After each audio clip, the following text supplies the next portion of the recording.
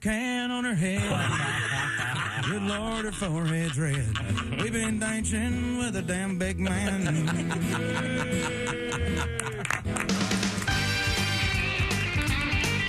Good morning, good morning. Rodney Carrington there. Story about love lost on the dance floor. Welcome to the Bob and Tom Show. Christy Lee at the Silac News Desk. Hey. All right. There's Josh Arnold. Hey, Chick. It's the Jazz Christy today. There's Ace Cosby. Hey. Are you hoarse? You seem a little hoarse. Allergies have kicked my ass. What's your ass allergic to? Everything, apparently. Well, only thing I'm allergic to is work. I'm Chick. Hello, Tom. check testing. Hello, how's Roger everybody that. doing? Yep. Doing real well. Doing just fine. Got a lot going on. Coming in loud and clear. Over. Very excited. I wonder why that went away on radio. Roger, over. Roger, over. Why don't we broadcast that way on radio shows? Can you imagine after every time we said something over? Over. So that wouldn't get old, would it? We've got some sports coming up. NBA playoffs last night. Roger, over. I kind of like the old telegram thing where they had the guy in the suit coming in. Yeah. Ace is at the at the engineer. Stop. Oh, Christy's over at the Silac News Desk. Stop. Yeah. What about the guy in the hat running around the hotel? Oh, love that. Mr. Griswold. Yeah. Message for Mr. Griswold. Right? Yeah. I've never received a telegram. Me either. I have. Ever. Wait a minute. Really? A Ace telegram? Wow. Yeah, before my band's first gig at the Vogue, I had a relative in California send me a telegram. Oh, it's How nice. about that? I think I still have it. What did it say? Really? Say good luck tonight, blah, blah, blah. Oh, that is very nice. It sounds like it meant a lot to you. Good luck tonight, blah, blah, blah. Yeah, I have a couple, and I don't know if I still have them. Oh, yeah? I never got a telegram. Let me guess. It's too, from the president or something? I'm not. Kennedy's, It's too pretentious. Hello, Tom. I will not say good what to it see you at the Cape this weekend. Was it your graduation from some Ivy League No. school? Jackie was quite taken with you. No, it was. It involved a charity. I'm not going to say it's Okay. too pretentious. Can you? Are telegrams still send them? No, I don't think so. I think But they're you can over. cash. You can cash it up at Western Union, right? You still send cash? Is that? I know you could like 15 years ago. We had a story not long ago that said the last of something happened at Western Union. That's what Whether I it be cash transaction or telegram, I don't remember. I think it was the telegram. I think you can still wire money. I have only wired money a couple of times. This is not going to shock anyone. One time it was to comedian John Fox. That doesn't surprise me at all. That's also where I learned where the bus station was. You had to wire it to the bus station? No, I had to go pick him up there. It's a long story. These are all, again, well, rest there are in some peace, of us John. who have trouble managing money. Boy, that's a good song, huh? Western Union. Oh, yeah, of course. Always reminds me of Western Nudist, the great magazine. Thank you. No, I'm not going to make you suffer through that. What? Because later on today, I'm going to make you suffer through. Oh, This! But I'm aren't so we excited suffering because through it now I to have illustrate? a reason to play this. A fugitive. They don't write TV themes like that anymore. Come on, full horn section. Well, you God, know, that's great. Jalen Brunson's out of the playoffs. The Knicks and his team are So I can't play the Then Came Bronson. Did you hear theme. that? I know that genuinely sad. Yeah. I know. Yeah. Oh, I'm so glad to see that the Pacers are moving on. I'm glad that the referees are once again chipping in with some terrible calls. Are there more penalties in basketball than any other sport? I don't know who has the most penalties. I think has to be. I feel like it was worse when that crooked ref was running around. He seemed to call a lot of fouls. I couldn't watch. Did we? What was the score? Let them play. Game 1, Eastern Conference Finals. Celtics win in overtime, 133-128. Jason Tatum. They call him the Tater. 36 points, including 10 in the extra time. Jaylen Brown had a tying three-pointer with 6.1 seconds left in regulation. And Celtics win Game 1. And Jason Tatum, if you watched this game last night, I'm sure you'll agree, he could not have looked more bored during the entire game. He has no fire, no leadership. Kick him up, bench him. Bench Jason Tatum. He's worthless. Interesting. That could be Don't care a for him. factor. Don't care for him. We have Don't care the for him at opposite. all. Seems bored. And it's named. What are these guys named again? Maybe I can come up with another. Jason Tatum? I can't think of a name for that one. Keep going. Who else was it? Jaylen Brown? Maybe we could do Mrs. Brown. You've got a lovely daughter. Boy, that's an audio turd. Ever hear that one, Josh? Yeah, that is bad. Oh God. Is that Herman's Hermits? Yes. Yes. That doesn't sound like right to me. Herman's Hermits, but that's Wasn't the it, name of the band. wasn't it Herman and the Hermits? What was it? Herman. No, Maybe- I think it was Herman's Herman's Hermits. Hermits. Mrs. Brown, you've got was a all lovely right. daughter. Oh, What was the difference between that and a Beatles song? Same everything. Let's see. There are some similarities to some of there. Yeah. Oh, Man, this rocks. no, it doesn't rock. Hit it. Mrs. Brown, you've got a lovely daughter. Pizza Noon. You know, Oh, sorry. Mr. I missed. He's singing, man. Go ahead, try it again. Oh! Got him. Yeah. I saw them not too long ago, I guess. Oh, One of those. jeez. Is Peter Noon still in the band? You yeah, have got he's to there. be kidding me. It was one of those, with Oh, one of the tours? one of those tours with Oh, the Paul Revere and the Raiders. Yacht Rock Forever. Paul What Revere's called that? sadly gone. Yeah, but it was. that was a great what was- band. what Mark was Lindsay? Lindsay. He's Mark great. Lindsay was there.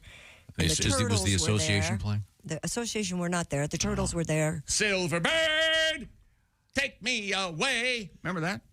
They do Mark a version Lindsay? of that every summer. Mark Lindsay was the first guy that I had a crush on that had a ponytail. That kind of imprinted on me. I want to say Mark Lindsay was the first person that I was aware of as a kid who broke a band up and went solo. That's why I Really? remember That's Silverbird. interesting. I don't think that's factual at all. Because it was he did. Paul Revere and the Raiders featuring Mark Lindsay. Lindsay. Yeah, he was an Paul egomaniac Revere, right from the Josh. start. Paul Revere was the organ player, and Here we go. What was unique about the Kind of organ, looked Tom? like John Fox. A little bit. Yeah. a handsome guy. A heavy and they John and they Fox. wore Yeah. they wore kind of Revolutionary War era uniforms. Yeah. And he played Paul this, Revere and the Raiders, you John. get it? this but the organ that he played looked like the front of an Edsel. Oh, yeah. Yeah. And again, not to name drop, but Dick Clark was in the studio with us a couple times, and I pissed next to him in a urinal. Oh. glad you pissed next to him. But Mr. Clark, Did you watch his balls drop? Oh, yeah. It was really something. He's dead, Tom. Calm down. He's not going to call. no, I just think it was respectful. He was saying that. I don't know how the topic of Mr. Revere came up, but he was saying that Paul Revere had done quite well in life. He had managed. Really? Yes, he was very successful. Like had a managed savvy the money. businessman? Savvy Oh, okay. businessman. So Dick Clark just mentioned this out of the clear blue sky? Yeah, and this is Dick Clark, who, of course, a billionaire. I was going to say he didn't Somebody- do too badly. He did okay too. Yeah, but it sounds like he took it personally that they were doing well. If, sons of bitches, Paul Revere and the Raiders still making money. Do you remember what Dick Clark said about his own finances? Finances, rather. Oh, what did he say? I don't. He said that the bulk of his wealth was actually from an investment he made in I believe it was a Mexican cell phone company. No kidding. Whoa. Yeah, I don't know how that came up, but yeah, he did quite well. Yeah, Paul Revere and the Raiders, great band. Do you remember? Yeah, I like some of the Remember how Silverbird started? It's Mark Lindsay talking real sexy. I don't remember that. I didn't song. care for that song. Remember there was a Netflix movie with Gosling. I'll get to that in a second. Called The Gray Man or something like that. And Silverbird was like a linchpin of that movie. They kept playing it. Now, you have been attacking me for I don't know if that's a little strong. negative movie reviews. Yeah, yes, we have been in general. And yes. I took my girls to see Yes. Fall Guy, and I said it was an unwatchable turd, and you guys came in the attack. And you watched it yesterday. Not since Wired by Michael Chiklis have I seen a worse movie. Whoa. I could not. You do liked love him. Argyle 10 times better than I did the Fall And Guy. that's awful. And and I like Emily Blunt too. Gosling and Hannah Waddingham's in it from Ted Lasso. Really? She's a brunette, but yeah, I mean it's That was a mistake. it's not good. I did not care for it. That's my opinion. I see. I mean, they must have spent 5 minutes writing the script on a napkin. Did you get some popcorn? No, it was at the house. Oh my gosh, And it's you, already and in there. you actually sat through it. It took me 6 hours to watch it. Oh, you kept coming back? I was out in the yard. I was and I realized I was in trouble, and I was doing some laundry, and I came upstairs, and I go, it's not over yet. Okay, well, I guess I got to watch it. I got to finish it up here. No, not worth it. Not worth it. I cannot recommend it, but I can recommend "Kicks" by Paul Revere and the Raiders. Oh, I like that song. Yeah, it's a good one. Great song. Kicks I heard just keep No, they're probably not in the Rock and Roll Hall of flying. Fame because they're, I assume. Fun? Yeah, they're fun. And they're a rockin' band. When is that induction? When is that concert? When is Frampton going to fly us all out so we can be there and cheer for Do you him? know when that is, Ace? Not off the I'll top have of to my look it up. Now, we have a lot of cool stuff coming up today. I just kind of a headline should be "Beware of Moose." Is moose the plural of moose? Yes. Or mooses? Nope, it's mooses. Okay, mooses. Meese? No. We got a couple of moose stories. One Remember of them, Ed Meese? Wasn't he a politician. government? Yeah. We have dogs in the news, both the canine kind and the snoop kind, in kind of a cool way. For you marijuana smokers and imbibers. I saw that story and I said, well, we can only hope Tom won't find this. By gosh, he But did. my favorite story of the day, that should be a scene in a movie. It involves The Fugitive. That's right. Coming up, we have fugitive news, Pepsi news. I know you'll like that, and something that I don't really do much, but a lot of people do, called dream scrolling. And does that mean? Chick is Dream scrolling. Yeah, you'll find it. It's something you do a lot. I do? Yeah, I'd never heard it called this. All right, sir. You do it quite often. Okay. It's not something I don't do. I'm here to find out what it is. Yeah, it's kind of interesting. But right now, you were able to watch that movie in the comfort of your own home. That's right. I had her locked down. Because? My Simply Safe do-it-yourself home security system gives my compound and yours truly peace of mind. I've had this Simply Safe security system for 5-6 years. Simply Safe indoor and outdoor high-definition cameras to watch over the perimeter day and night, sensors to detect break-ins, fires, floods, and more. And when you go on vacation, you have that nagging thought, did I lock up? Is my garage door up? Are the windows open? I know I forgot something. Well, you can make sure you just pick up your cell phone and check the Simply Safe app and click the cameras on and make sure your compound's safe and secure, giving you peace of mind. And Simply Safe was named Best Home Security System of 2024 by U.S. News World Report. Backed by 24/7 professional monitoring for less than $1 a day, no contract, and comes with a 60-day money-back guarantee. Simply Safe gives me and a bunch of Bob and Tom listeners real peace of mind. I want you to have it too now. Plus, at a swell price, get 20% off any new Simply Safe system when you sign up for Fast Protect monitoring. Just visit simplysafetom.com. That's simplysafetom.com. And remember, it's never been more true. There's no safe like Simply Safe. Coming up, we have some NFL news of an unusual sort, as well as Kobayashi is in the news. Remember Kobayashi? Sure. Yeah, the eater. Eater guy? Teeny little guy. Ate a lot. Competitive eater. Yeah. He's in the news in a big way that involves Netflix and his new diet. This is the Bob and Tom Show. Bob and Tom, 24/7. And a good morning. Thanks a lot for joining us here on Bob and Tom.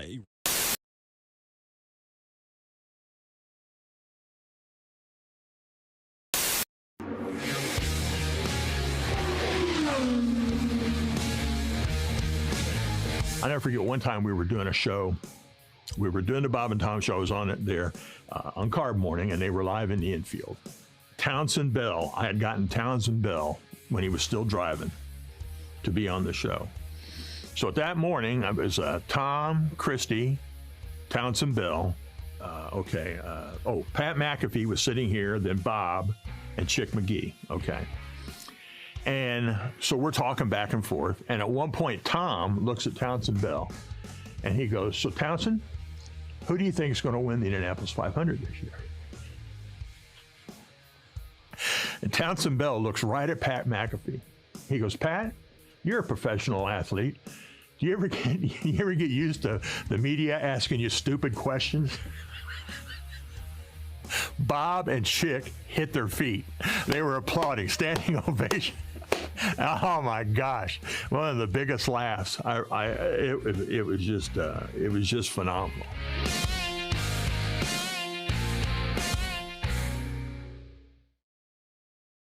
Hey guys, Santino Ferrucci here, driving at the number 14 AJ Foyt Racing Homes for Troops Chevrolet. We're here at the Indianapolis 500. We just want to give a shout out to Homes for Troops. They build custom housing for veterans that have fought, that have disabilities, and they pay for the whole house. They pay for all the monthly expenses. They really take care of our troops when they come back from fighting overseas. So it is a fantastic organization, one of the best you can donate to.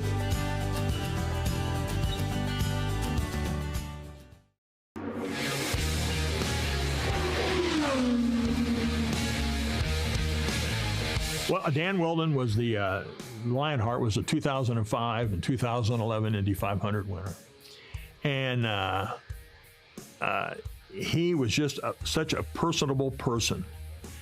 And one of my favorite moments was after the 2005 500. In 2006, we come back, and I remember interviewing him and him talking about the effect of going back to his hometown in Emberton, England, and the reaction that he got being the Indy 500 champion, and how much that meant to him. I could tell when Juan Pablo Montoya, I don't mean to any disrespect, but when he won the race in 2000, I don't think he realized what he had done. It didn't mean that big a deal to him. And when he won in 15, I think it did. But in 2000, I don't think it meant that much to him. But to see Weldon's passion, and to see him with his kids when they were very, very little in the garage area, and just his confidence in August, after he won the race in May of 11, and then in August, they had announced that big race that they were going to do in Vegas in October, and this was August, and he was back doing PR for that event during the Brickyard, and I saw him in the media center. I did a last interview with him. You know, about does it ever get old? Oh, no, it doesn't get old winning the Indy 500 and how important it was to him. But just his passion, how deep he felt about that. Mark Dismore, who was an IndyCar driver, owns a Newcastle Motorsports Park out in Newcastle, Indiana. It's an outdoor, it's like a European karting track and facility. And Weldon had a kart out there and was out there all the time running, and just here's a two-time Indy winner just hanging out, running his go-kart, his shifter kart, you know, but he just loved it. And he just loved being a part of it. And, you know, when you see the stuff of him pouring the milk on himself and laying on the bricks, and his passion just shone through, and his love and his realization of what that place meant.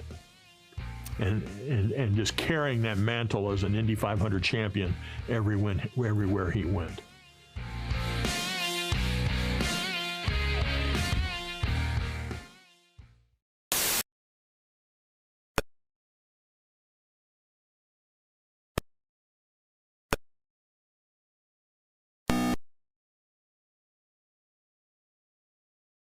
And the longest winning streak with Road Horse. This has been great moments in NFL history. Wow. You're listening to Bob and Tom Radio. That's awful. Awful entertaining. Essential Morning Radio. This is Bob and Tom Radio. 24/7. Comedian Dwight Slade. I think they're overdoing the IDing for liquor. We ID under 65. Bring your walker. Yeah. I got carded the other day, and it's like, look into my eyes. You ever seen a 21-year-old with this much hate and bitterness in their eyes? Yeah. Let's not count the birthdays. Let's count the dark angels. The people who think and cluck at the same time. How does that work? You ask them a question, you go, hey, are we doing dinner tomorrow? Dinner tomorrow. What are you, an Aborigine? Answer the question. I want to go to dinner. You're hunting for Coke bottles. Let's go. This is Reno Collier, and you're listening to Bob and Tom Radio. Hey, welcome back to the Bob and Tom Show. Hello. It's hump day, Tom. Check, chest. Yep, we're good. Humperoonie. Mr. Godwin, a little under the weather today. We'll hope to see him back for the special edition of this show coming up on Friday with a lot of cool guests, including Duke Tomato, the Duke Tomato Trio with the brass-to-mouth horns. Drew Powell from Hollywood will be here. He's going to be singing a special song for us. You know, Drew Powell from Hollywood. That guy. Love that. Yeah. I love talking like that. Yeah. You love talking like that? Yeah, Drew, he's a Hollywood guy. That's right. Take him to Sardi's. Is that in New York? That's in That's in New York. Oh, okay. Musso and Frank's. Oh, I love that place.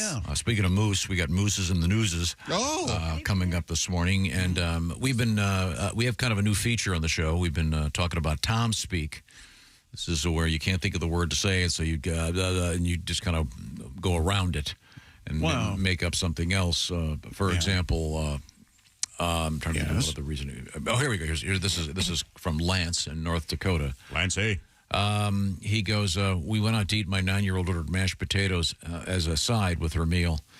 She said she wanted mashed potato sauce. Yeah. Want that brown mashed potato sauce or white mashed potato sauce? Perfectly valid. Is she talking about gravy? Yeah, of course. Oh, okay. Now, apparently we have a new intro for the feature. Huh? Yeah, that's what I've been told. What happened to this? Not this? No. Time now to learn. No, this is for the Tom Speak feature. What happened yesterday? Okay, here you want to hear it? Here we go. Tom Speak. Tom Speak. All right. Here you go, Dear Bob and Tom Show. All right. My mother saw a dust devil when we were driving to a vacation spot. I always like that. Yeah, those little tiny, sort of like mini tornadoes. And she called it a wind whipper. My sister and I still use this term. Here's an odd one. The old wind whipper. Dear Bob and Tom Show. We had an older gentleman who used to come in for lunch at our bar. He called hamburger buns hand warmers. Hand warmers. Said like a hamburger minus the hand warmers. We use it to this day. That is just weird. Yeah. Wait a minute. A hamburger minus the bun? Yeah, he called the bun hand warmers. I like it. Well, that's just... There must have been some I don't think that's episode in his... That's stupidity, I think. Yeah, it could be. Oh. But right now it is time for the other intro. Time now for things we learned yesterday on This Morning Show. Brought to you by Untuck It. Right now, everything is 25% off for the Memorial Day event. Go to untuckit.com. That's UNTUCKIT.com. Or any one of their 80-plus stores. That's Untuck It. I love those Untuck It shirts.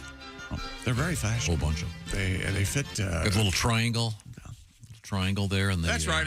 So you can tell that it's an Untuckit. So you know what side it is? Member of the club. That's right. Yeah, the Untuckit is it's. Don't put it on upside down. No, it's it's at the bottom of the shirt. My tail. shirt's not fitting very well. The shirt tail. The neck is down by my penis. What's going on? Your shirt's on upside down. Yeah, I know what you're Remember that talking band? Ace will know this one. Remember that band that wore their pants backwards? Ace will know this one. Ace will know this one. Josh will know this How one. about Crisscross? I know that band. It's not a band. It's a duo. Once again. And Crisscross will make you jump. That's right. Can't. Daddy Mac will make you jump. How much longer? That fad didn't really... was inside out and backwards or just backwards? I think it was just backwards. Just backwards. The zipper was in the back, right? Oh. Handy, I guess. They sang about Aisha, if I remember. They sure loved some woman named Aisha. What was their other hit? Jump. That was their big. That was the big hit? Okay, yeah. Crisscross will make it. But that didn't take off. Well, that's a good... Oh, the look? No, nobody really went, hey, we're all going to do this. We're all going to wear everything backwards. I mean, because you look at other things that did take off, certain hairstyles. All the there were a couple kids in my middle school that did it. They did the backward pants thing? Yes. Yeah. For a day. I'm sure if you went to a concert by them, audience. Yeah, they definitely, for a little bit, it did. I did see it. Now, are they still out there? One's dead. I didn't know that. Did they? Chris or Cross? Oh, Brainiac. The drummer. Did they, are they out there with like a new guy? Well, here's the thing, though. They're no Mark Lindsay. Oh. Get aboard the Silverbird. Oh, this is Silverbird. I don't remember this song. Yeah, I don't know. I loved Mark Lindsay. See, he mumbles at first. Turn it up, Mark. He's trying out a dream. My. Yeah. my friend, until you're mine. Silver bird, Oh, yeah. fly my lady away. Oh, man. Woo! Yeah, that's... I do remember that now. Fly my lady away? Dreck. It's about an airplane. I believe would be the term that comes to mind. You know what? It is Dreck. Okay, so. You know, that'd be an interesting vampire thing. Dracula. He's with terrible music. I can't help but love this. A terrible musical. Yummy, yummy, yummy. I've got your blood in my tummy. I know it's Drek, but it sustains me. What did we learn yesterday? Christy said you got all the yuck out. I'm not sure why you said Got that. all the yuck out. Oh, because you feel better. You feel so much better after vomiting. Oh, yeah, you get all the yuck out. You get all the yuck out because Godwin was vomiting here yesterday. Yeah. Yeah. It's the grilling season has opened, and of course we love our fine folks at Weber Grills. Tom says you should have heard the gunshot For the opening of the season. Of the grilling season. The grilling season began. Ready to go. Boom. Right. There you go.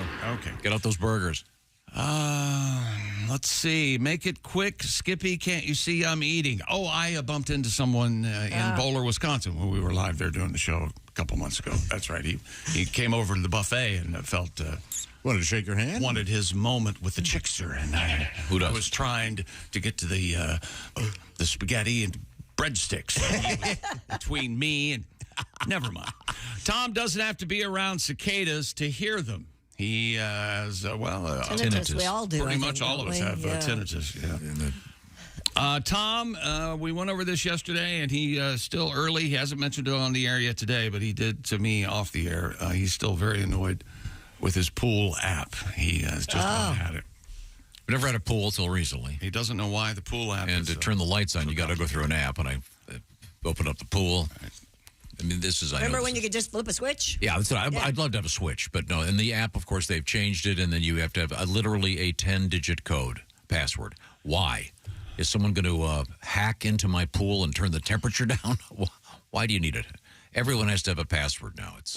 And you remember magazines like Tiger Beat and things like that, sure, where you could look up your favorite celebrity, and you could see, their favorite color is blue, and they like steak and mashed potatoes. My room was covered with here's a fact about Tom Griswold: square dinner table or round dinner table.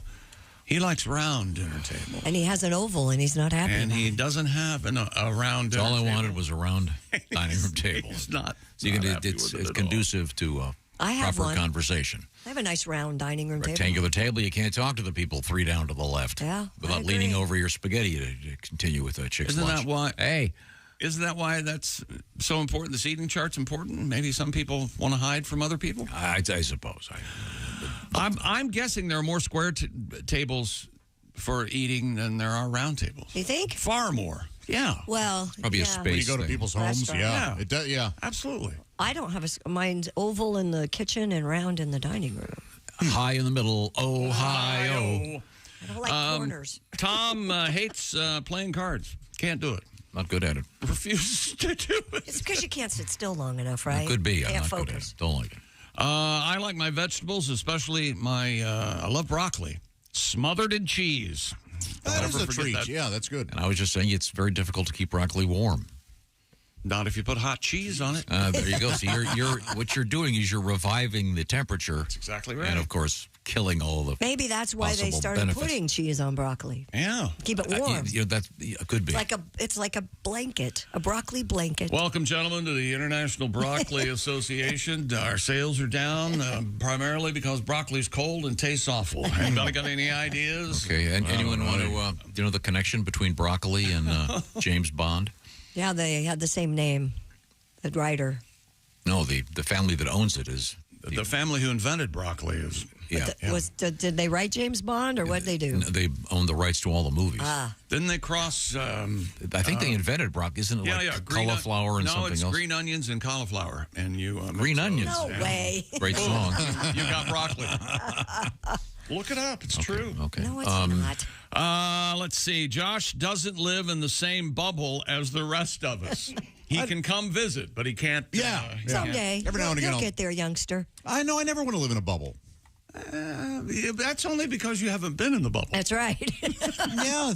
No, I'm comfortable out here outside the bubble. Uh-huh. Have you ever mumbled? I'm sure you haven't mumbled this yet. Here comes another guy. Have you ever? You probably haven't said that. No. Here comes another opportunity to learn about somebody. Right. Oh. Yeah. I can tell by the position of your trousers, sir, that you are perverted. Yes. Perhaps you'd pull them up higher. Or you're at a signing event, you got your Sharpie, and a gentleman comes up to you, hey, chicks, here, let me shake your hand. And he lifts me out of the chair and thinks it's funny as he separates my shoulder. Man, oh, man, it was another opportunity to meet someone. Yeah, that's just a nice piece of advice to those out there. Be gentle with your heroes. Yes. I'm flesh and blood, Josh. Yes. Flesh and blood. Yes. Now, here's something we learned yesterday, at least I learned. We were doing Today in History, and yesterday in history in 1980, it was the release of Star Wars Episode 5. The funniest. This is confusing because Episode 5 is what? The third one. 2. Yeah, actually the second that came out. one. Yeah. So that's The Empire Strikes Back. Yeah. Okay. You had A New Hope. Yeah, 4, 5, 6, 1, 2, 3. Okay. And that's the one where I mentioned that Luke Skywalker found out that his father was black. and wait a minute, it was 4, 5, 6, 1, 2, 3. Was there 7, 8, 9 in there anywhere? Yeah, they made those. They came back and made 7, 8, 9? Well, that's confusing AF. Yeah, but that's also the one where Darth Vader was found he owed a lot of child support. Oh, yeah, Luke never does hit him up. No, he doesn't. Hey, Dad. Instead of child support, I'm going to cut off your hand. Call me a deadbeat dad. Tom had this quote yesterday. He had an observation. They're incredibly fat squirrels this season. Yeah. Well, what's going on? There was a surplus of acorns. Yeah. Oh, yeah. We traced it back to there really was. The acorn glut of 22. Yeah, and That's right. There was a bumper crop of acorns, and so now my question is, I was telling you one of my friends, his dog has killed 4 squirrels this year already. It's a maniac. And then you did follow it up. So what I'm thinking is, Fast dog. Now that the squirrels have gotten so fat that they're getting slower. They're slower. Yeah. There may be something to this. I wonder if there are more dead squirrels this season. And then you squirrels that taunt your dogs? I have them that come and taunt my dogs. They sit at the deck and just look through the window like maybe projecting some personification onto those squirrels. Oh no, they're taunting. They are. They're taunting. You know what you could do? Oh, look at the squirrel. Hey, Tom's boy dog hates ducks. Oh yeah. Oh. Every time I talk, I hate ducks. Yeah. Pat Godwin has been under the weather yesterday and today. He is in the hospital. He has galloping syphilis. Oh, that's the worst kind. Yeah, it's horrible. So you get it from a saddle. I've heard his syphilis has gonorrhea. And his gonorrhea has a urinary tract infection. Wow. It's horrible. He's not here to defend himself. No. We have found out about the Cheez-Its Diner in Woodstock, New York. The cheese in. Seems fun, huh? They have a Cheez-Its milkshake. That just sounds ghastly. It does. As I said yesterday, it comes with one straw because no one's going to want to share this one. Ugh. You're not going to get your moment with the 2 straws and the milkshake and the head cheerleader and the football quarterback at the diner. You know. That's the world you live in, isn't it? An Archie comic. Yes. Yeah. Has anybody in this room ever done that? Shared a milkshake like that? No. Did you hear the shock in Josh's voice? Shared a milkshake? Hey, look, babe, I may be copping a feel later, but this shake is mine. Oh, jeez. I'll happily buy you your own.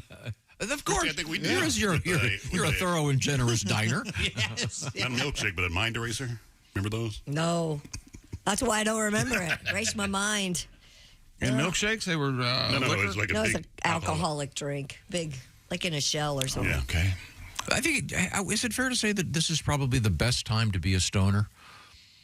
Right now? Yeah. Because I know we have a story coming up about all the exotic things that are out there that these brands are coming out with, especially the short term. You know, they'll have something crazy like, what is it, Pepsi Oreos or whatever. This really is the heyday of the stoner. It's a great time to be alive. Yeah, and a great time to be, willing to eat anything no matter how crappy it is. More what we learned yesterday, including possibly the most divisive topic from yesterday's show in the history of the being on the radio. It was unbelievable. Yeah, it was. Josh pissed Josh off almost everyone. Started the fist fight here in the building. Oh, my gosh. I forgot about that controversy. Yeah, it's something else. And we also had a really bogus story yesterday about the obelisk that supposedly looked like a phallus. It doesn't look anything like a phallus. And we saw it, and it looks exactly like a phallus. No, it doesn't. It doesn't. It looks like an obelisk. Yeah, it looked like the Washington Monument, but the shaft to balls ratio. Remember, the balls were tiny. They were tiny. It didn't. Well, but there were 3 of them, so they made were 4. up. Even more weird. Whatever. Okay. Right now, I want to talk about my love for the Weber grill. We had a great cookout here just last week. And they brought in the latest from Weber, including the Weber Searwood Pellet Grill. You can smoke, roast, and sear all on the same grill. It can go from low and slow on smoke boost at a nice moderate 180 degrees. Is that where the smoke is boosted? For all practical purposes, I'll say yes. Okay. It also can go to the high heat, the sear heat at 600 degrees. Well... Wow. They'll take that seriously. That'll get your salt steak. Also, it's got a full grate sear zone. GRATE grate is what I'm talking about. So you can put more food on the flame and the food will look as good as it tastes. The grill is hot in 15 minutes. Cleanup is very easy. You'll cook on 2 levels with this particular Weber grill. So you can make enough for everybody, and you can add a heavy-duty rotisserie or rust-resistant griddle insert. That, of course, is my favorite because that means you can make pancakes outside on the grill. So get fired up, literally, with the new Weber Searwood Pellet Grill. See all those cool grills and the hot ones at Weber. It's WEBER, Weber.com. The grilling season has officially arrived, and we're going to be testing out those grills again. I don't know if you heard about this. We're going to be doing a special Weber Grill Omaha Steaks cookout coming up very soon. Looking forward to that, certainly. Also, we have a world record involving a vacuum cleaner. That's right. This is the Bob and Tom Show. Become a Bob and Tom VIP and get...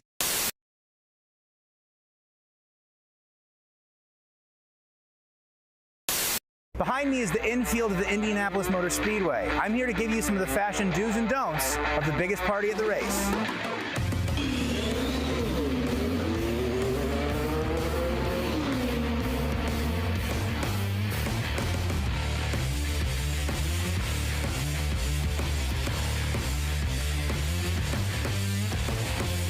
Let's talk footwear on race day. You want to wear something comfortable, something you can walk in, something not too expensive. My choice, the Nike Air Monarchs. They're in your garage, next to the lawnmower. Your dad wears them. Don't wear this. This is a Croc. I don't care if it's in sport mode. The holes do give you hilarious tan lines, but you don't want to get any trough juice on your little toesies. If you run into a man wearing these, run away. Any man wearing weatherproof boots at the track has a mind for destruction. He washed his face in the trough this morning. He's been drinking Mountain Dew and moonshine since 6 a.m. If you bump into him, give him a go Colts and keep it moving. What to wear on race day. In the morning, it'll be a little colder. This is my favorite piece of clothing that I own. Indianapolis Motor Speedway. No big deal. Any shirt with the name of an alcohol and the word racing is one of the coolest things you can wear here. This one's sort of a deep cut. Rolling Stone shirt. The concert took place at the Indianapolis Motor Speedway. Colt skier will do. But I say go the extra mile. This is a Colt shirt with a St. Elmo shrimp cocktail. I'm not a big fan of wearing sports jerseys for a team that is out of season. Colts aren't playing, and the Pacers also aren't playing. Quick rule for basketball jerseys at the race. You want to wear your Larry Bird Indiana State jersey? Don't. You want to wear your Reggie Miller jersey? Don't. Rick Smits? Don't. Paul George? Don't think about it. George Hill? Not at all. It's too expensive, too cool, and it's going to get covered in Busch Light.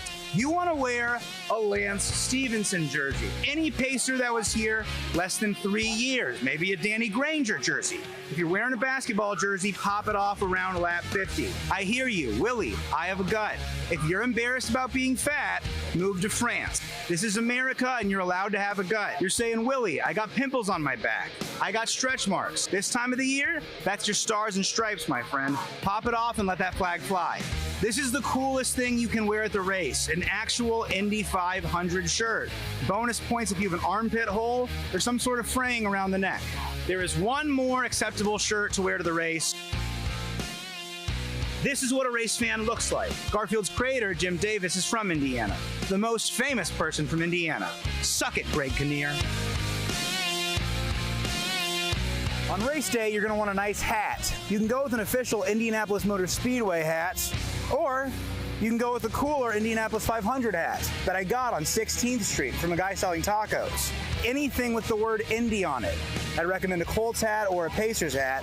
The coolest hat you can wear on race day, however, is a Late Night with David Letterman hat. Of course, owner of the Letterman Ray Hall team. I do not want to see a Jay's Garage hat. I don't want to see anything Team Coco. If you have a Daily Show hat and it's spelled D-A-L-Y like Connor Daly, that could fly.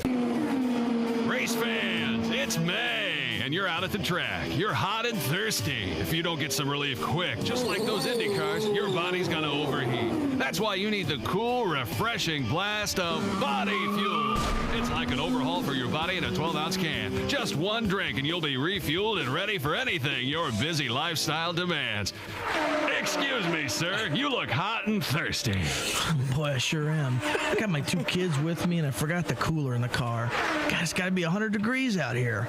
I could sure go for a cold drink of water. Water? You don't want water. You want something that'll replenish all the fluids you've lost. You need the overhaul for your body in a 12-ounce can. You need body fuel. Body fuel? I never heard of it. That's because it's new. Here, try it, sweet. Jesus! This tastes like motor oil. Well, there is some motor oil in there.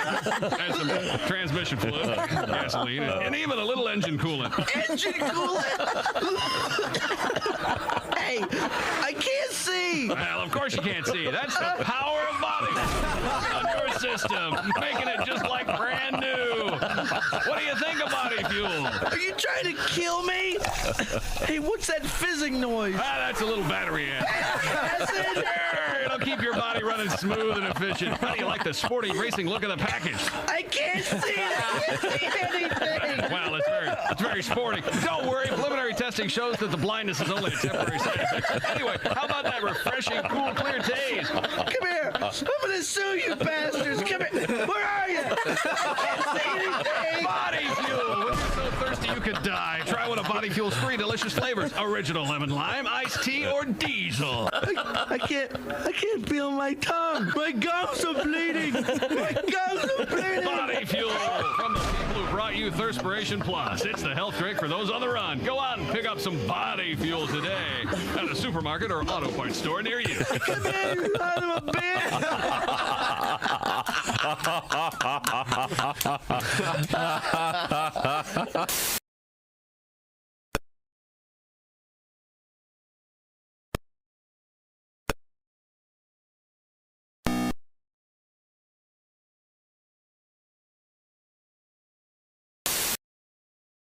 Out of the windshield and beat me in the head with it. What? You'd have thought nobody had ever made love to her sister.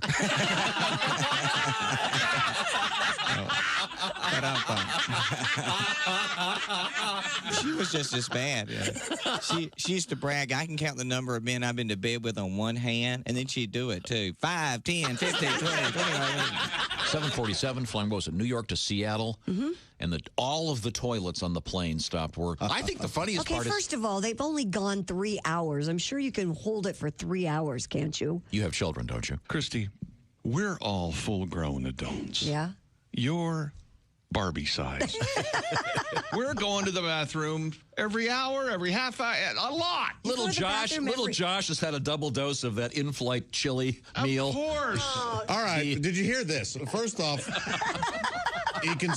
when I take a flight, one of the fattest things I've ever Tom done. assumes I would order the chili as if that were ever an option. However, and he said a double dose, meaning I requested seconds.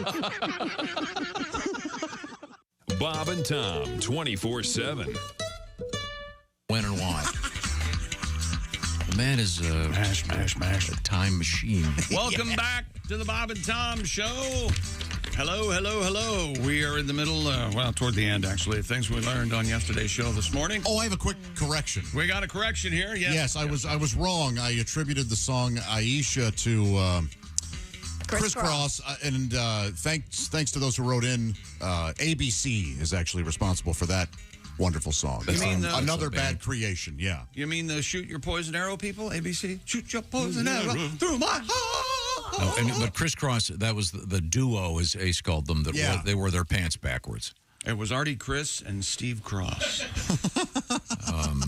And you say it was one of them has left us? He passed a couple years ago. Man. Did they bury him upside down or anything like that? You made that joke when we announced it. Just thought of it.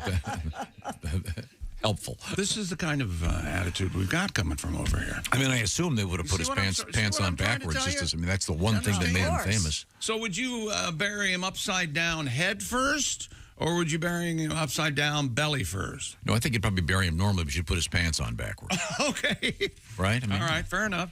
All right. Josh, yesterday, broached this subject. He's anti-marination of meat. Oh, boy. No more marinade. No, learn how to cook your meat. Learn how to cook the meat, It'll taste great. I got my Kroger magazine yesterday. Opened it up. Marinade it's called magic. Marinade magic. Look at it. They're just ruining that meat. A whole brochure about marinade. Yeah. How did that come up Could again? I look at that? No. The marinade brochure is here. The marinade brochure is here. Well, how were we talking about that? I can't. Oh, I know. I was suggesting. You were wishboning it up about something. Yeah, just a quick chicken recipe if you're grilling. Still, that chicken Anybody who knows how to properly grill knows you don't have to drown it in whatever. Here's how long ago it was. Throw chicken in a baggie of Italian dressing and throw it in the fridge overnight. Just take a swig of Italian dressing if you like that flavor. So you're just saying just take a bite of chicken, then a shot of glass of Italian dressing? No, what I'm saying is learn how to cook the chicken right. Okay, fine. This is how long ago it was. He used to invite us to his home, and he made chicken on a barbecue. It was still top three hunks of chicken I've ever had that he made. It was amazing. And it was because he soaked it in marinade for 7 weeks. Yeah, it did seem a little gamey, but what a taste! What a taste! I did. This is kind of the cutting edge creativity and comedy that I create on the Bob and Tom Show. I ate Cheez-Its on the air yesterday. I think we all remember. While we were discussing them, it was appropriate. That's right. Jess Hooker. Because of the Cheez-It diner? Yes, and the Cheez-Its milkshake. And we had the lady addicted to cheese. Yeah. A student at a lot of phlegm. Some law school. And yeah, Must be. It was very, and dairy crack. Wait a minute, let me see if I can. There's a compound in cheese that can be slightly addictive. You don't mean like the ass end of a cow. But this to me sounded more like a mental emotional addiction. Yeah, was it? Yeah, she ended up going into rehab for $6,000 a week. It says she was devouring more than 5 huge blocks of cheese a week. Was it keratin? Keratin. Mm-hmm. What happened to the blocks of government cheese? Why can't we get some of those? Why can't we? Because you're in the bubble now. You don't get cheese free. Restart that up. I could send one of my landscapers over there and get me some cheese. That became a big thing. Well, that'd be very noble of some you. Of mine. Oh, thank you. No, Ace. thank you. Yeah, Dr. Neil Barnard is the author. Probably still got it from when they originally. I bet he does. It's all green. Dr. Neil Barnard, author of The Cheese Trap. God, he looks. You think he looks like a mouse? How bored would you have to be at the bookstore and go, this looks interesting. It's an article about eating too much cheese. Oh, it's a whole book? Oh, get that. The Cheese Trap. That's a beach read. That'd be interesting. You think it's interesting? It may be. That sounds like something you could learn in a paragraph. You do seem to be jumping to conclusions just based on the title, and I don't think you cared for his name either. Barnard or whatever you said. It's not Dr. Christian Barnard, the pioneer of the heart transplant. This is a guy talking about eating too much cheese. I thought Paul Winchell also had something to do with worked on a few things. Well, look, there's a ton of cheese out there. Maybe this guy has a point. Yeah. Well, hey, look. Maybe just don't stuff your face with it constantly there, El Gordo. Well, she got help, didn't she? Yes, she did. She went to rehab. Yes. Yeah, she hadn't gone to the toilet in 3 months, and she realized she was getting backed up. That could have been a problem. It was bad. She was chewing this cheese out of rat traps. My poor niece did that one time. Elbow a rat What? out of the way. Yeah, my brother had some traps out in his garage, and there was he used peanut butter, and she wanted the peanut butter, and so my gosh, if she didn't snap her little fingers in the trap. Oh. Hey, Josh. Yeah. Do you remember how when you first started working there in the show, I had some words words of wisdom. You're going to regret telling that story. Why? Because the next family get together. Who's the father in that situation? John. John's going to pull you aside and go, did you say that my daughter was eating out of the rat traps? Is that what you said? He couldn't wait to tell us all. Well, there's a difference between telling you and telling people on the radio. She was little. Very, yes. Stupid child. And helping John out in the garage. Yeah, she stupidly grabbed Did it break her finger? No. Thankfully, she was fine. But there were some tears shed, apparently. Sure. But she's all right. I bet. Is there any funnier scene in Mouse Hunt when Lee Evans and Nathan Lane are in the kitchen and they have all the floor is covered with mouse traps? They start tripping over them and they okay. He's the guy that insists that capers be served with grilled cheese, isn't that? Yes. Why not just eat out of a trough? Josh was actually had some guesses about how many turns were at the Indianapolis Motor Speedway. So we sent Jess Hooker out there to be in the two-seater, and successful. The video's on the Bob and Tom. And your answer is 4. .com. It is 4. I was wrong. I said 5. We checked. We checked information. It is 4. I did tell you about a dog actually driving, and you poo-pooed it. And when you saw it, you were amazed. Yes, I was. And delighted. And delighted. And we apologize. He steers with the steering wheel. Yep. He looks both ways What a before good he pulls boy. out. He is a good boy.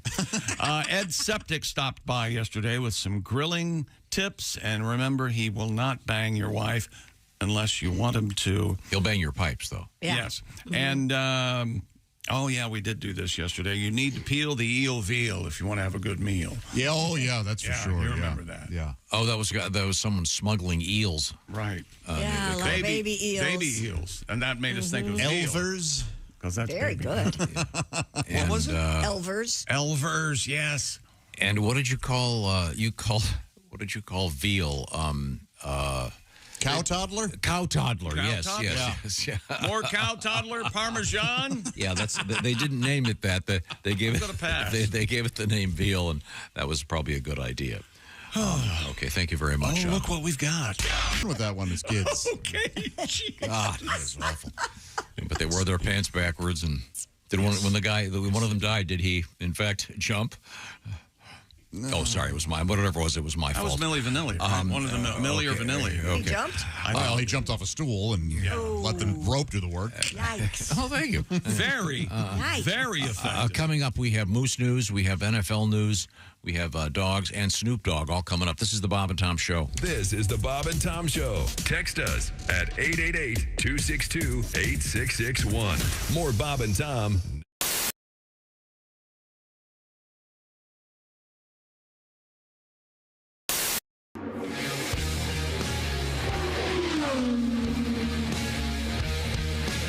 You look up to your parents, your grandparents, and you go there, and you're having a good time because they're having a good time, and they explain it to you, and you just get caught up in the excitement. My grandfather, my mom's dad, again, they were from Speedway. They lived in Speedway, old Speedway. And after he retired from Powerfax Gas, he would work as a safety patrolman there then.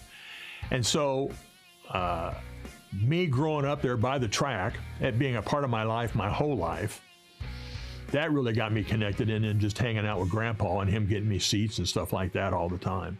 But it's just, it's like any time. It's like listening to the radio network.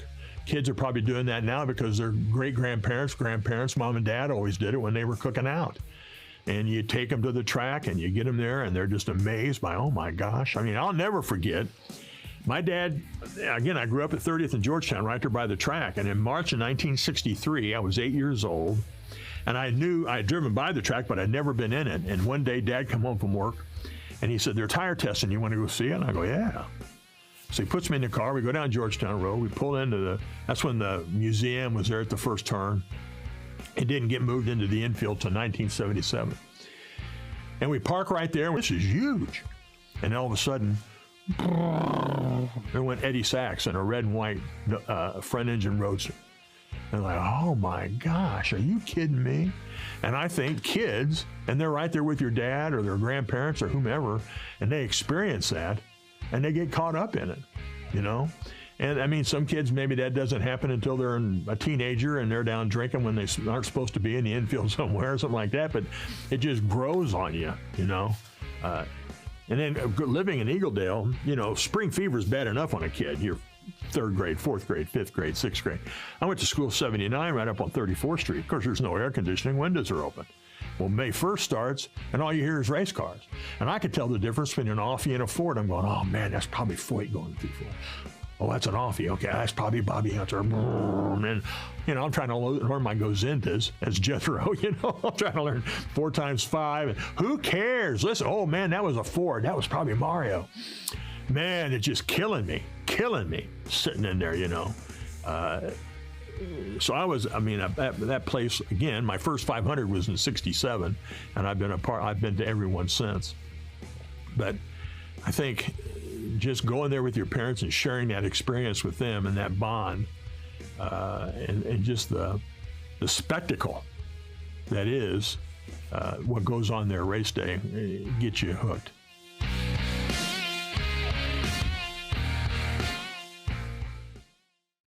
Hey, everybody, this is Tom from the Bob and Tom Show to tell you about a great cause to help support our veterans. The number 14 ABC Supply Team Chevy will be repping homes for our troops in the Indianapolis 500. During the month of May, ABC Supply will match donations made to homes for our troops up to $1 million to build more specially adapted custom homes nationwide for severely injured post 9/11 veterans. To learn more and donate, visit bobandtom.com/HFOT. By clicking the link below.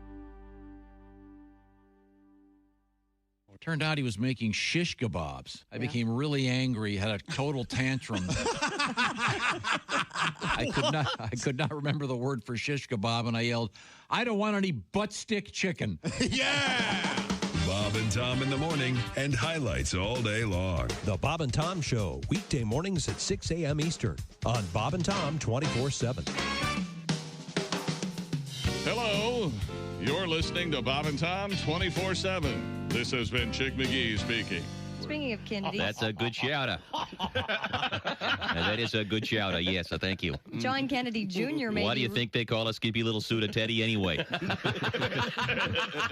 Thank you. You want to go watch the films of Bobby's funeral at my place? Well, what do you know? It's 4 a.m. and we're drunk. Well, let's make whoopee. Wear my Oxford cloth. I was on a plane with one of the Kennedys one time. Really? Well, lucky to be. Yeah, it was Ted Kennedy. He was on a plane. And he was in first class. You know, I was in the back, Sure. with the degenerates. But what a great name to be born. Kennedy or Rockefeller or something like that. My luck if I was born in the money, my last name would be Massengale. My dad, the big douche baron. The douche baron. Everywhere you go, you got waiters making fun. You want oil and vinegar? Shut up and bring it. My dad, the big douche baron.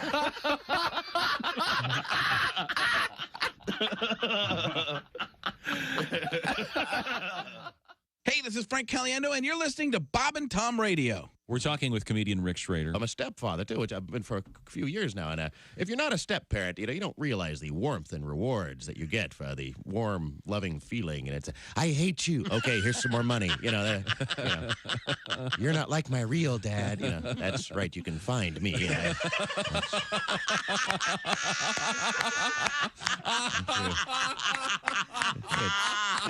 Track down your real deadbeat dad and have him pay for these Barbie accessories. And Jesus said, take this bread and eat it. It is my body. And the disciples said, Jesus, we're all on low-carb diet.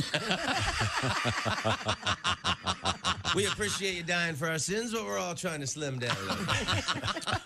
We want to look good in the painting. I actually I have a sexual fantasy associated with the earthquake. Go. Well, that woke chick up. In my fantasy, I am making love to this woman. Yeah. And then all of a sudden, she feels the earth move beneath her. Ah, yes. And then she rolls over on top of me and shields me from debris. Safety first, everybody. Safety first. Essential Morning Radio. All day and all night. Some like Bud, some like Schlitz, but for me, Bob and Tom Radio. You guys can't do it. It's unbelievable. Hey, Hey, welcome back to the Bob and Tom Show. Christy Lee at the Silac News Desk. Happy to be here. Me too. There's Josh Arnold. Oh, scatting on the street corner downtown, doing a little doo-wop. Yeah. There's Ace Cosby. Hey. I'm Chick McGee. Isn't the term doo-wop somewhat offensive? I knew it as soon as it It fell is out of my not. mouth. It is not. Oh, it's... Well, hang on. I think somewhat is exactly correct. It has nothing to do with that. I mean, Frankie Valli. I mean, come on. Have you seen Frankie Valli? Look Frankie Valli up right now. He's 90 years old. He looks 60. It's amazing. Yeah, I don't know what he's on. I'm going to say he looks 40. He's a gorgeous man. Ronnie. Remember when he was on Sopranos? I think he played Ronnie or somebody like that. Or what was his name? Oh, he was on there. He was great. He was very good. Great. He's very good. Dear people, dear Josh, you trying to say that if people marinate their chicken, they can't cook well. I got news for you, buddy. A lot of the best chefs in the world marinate their food. They can't cook chicken because they would cook circles around you. Hell, I would cook circles around you, and yeah, I marinate every once in a while. Marinate is more for flavor profile, not because people can't cook, because it gets into the chicken and gives it a better flavor. Use your head, John. Oh, wow, there's a lot of anger there. Yeah, there Holy is. hell, thank you, Robert. You know, that in a way, that letter may have answered why I'm saying such things. I'm pro-marinated. I just want you to know, ladies and gentlemen. We get it out there, and Robert had something to do this morning. Okay. Now, it's time to check in the sports desk. We have a couple of interesting stories. Chris Cross was the name of the duo, and they went personally by Daddy Mac and Mac Daddy. There you go. I don't know confusing. which was which. The group was called Chris Cross. Check. Made Did up they spell of... Did they spell it with a K? Yeah, they did. 2 Ks. Oh, I think you're right, Chris Cross. Just 2 Ks. Yes. So that'd be awkward if it had been a trio. Well, that'd have some explaining to do. And one of the members in Chris Cross with K's was Mac Daddy, and the other member was Daddy Mac. They called them both Mac for short. It's very confusing. Very confusing. Yeah. See, With their pants on backwards. I'm trying to help. I know. They were fun. Good luck. They what? And their names. Daddy Mac, Mac Daddy. Okay, very confusing. And they had one terrible song that was a hit. Okay, good. Not at all. Jason Tatum. They call him the Tater. Boy, you hear the joy in that. Okay.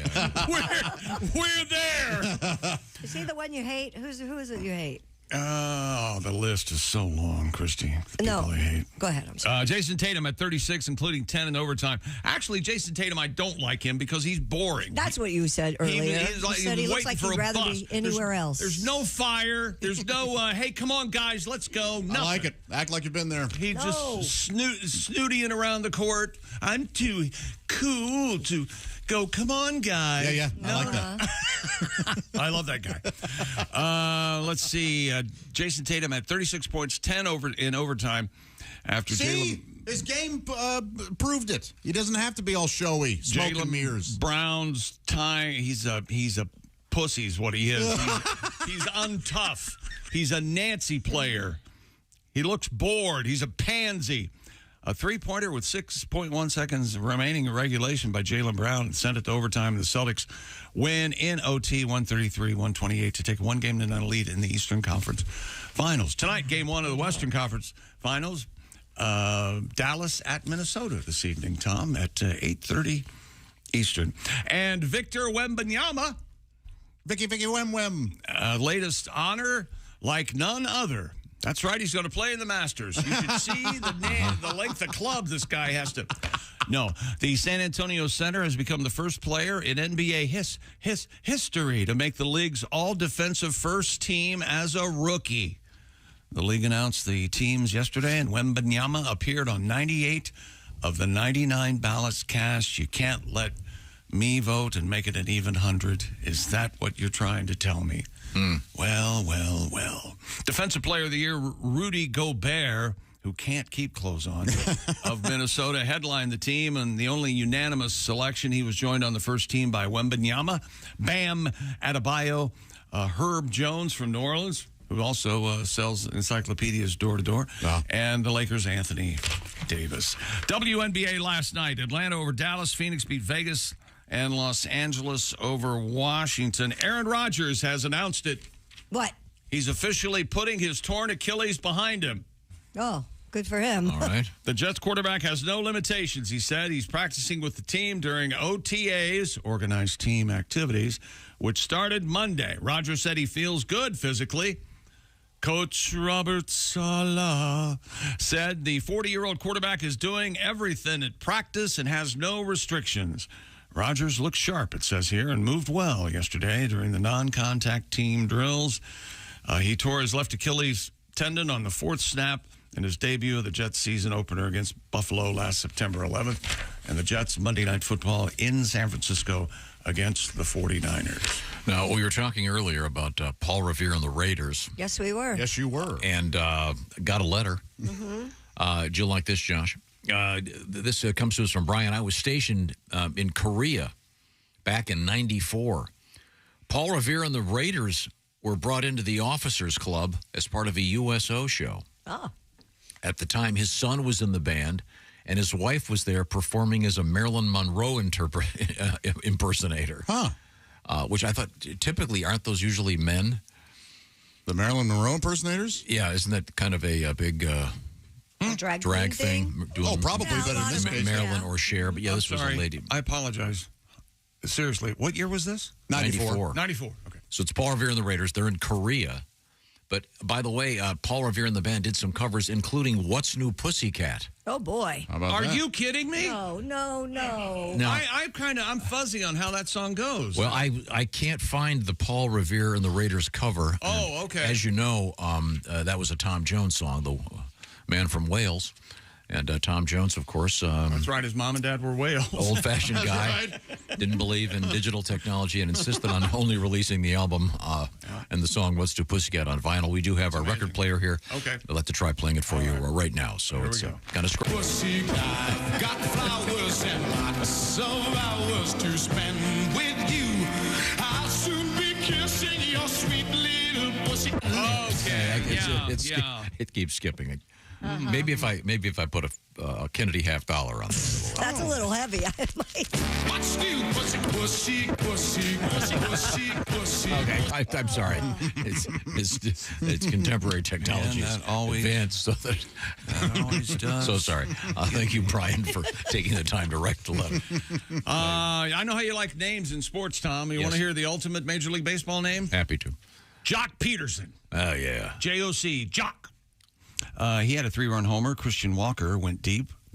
And the Diamondbacks defeat the Dodgers 7-3 last night. I just wanted to do that so I could say Jock Peterson. The NFL has taken another step in its commitment to growing flag football. Now, I forget, Tom. Okay. All right. Look. You were WNBA scores, OTA stuff about Aaron Rodgers. There wasn't any flag football. No hockey. I at least want you to say there was no hockey game last night. There was no hockey game last night. Thank you. Tonight, the Panthers at the Rangers, game 1. And then tomorrow night, you've got game 1, the Oilers and the Stars. As I was admonishing you, I remembered there was no game last night. The NFL has taken another step in its commitment to flag football. The league hired Ms. Stephanie Kwok. That's K-W-O-K. Kwok. Name another Kwok. I don't know another Kwok. The gentleman. I can show you a Kwok. Look this up. The gentleman who played Kato in the Pink Panther movies with Peter Sellers was named Bert Kwok. Are you serious? As a heart attack. Wow. K-W-O-K. Wow. You have quite the memory there, Remember Maggie. that one movie he hid in the refrigerator? Yes. Oh, God, I love it. Isn't he all folded up? He's got ice hanging off his face. He'd been there a while. just waiting for his opportunity. Yep. I love the one where Peter Sellers gets up on the bars, the two. So good. What are those called? Like the parallel bars? Parallel bars. Ah, the old man. He starts rubbing him like he's missing them. And then he just goes back and forth and hops off, and then there's a staircase.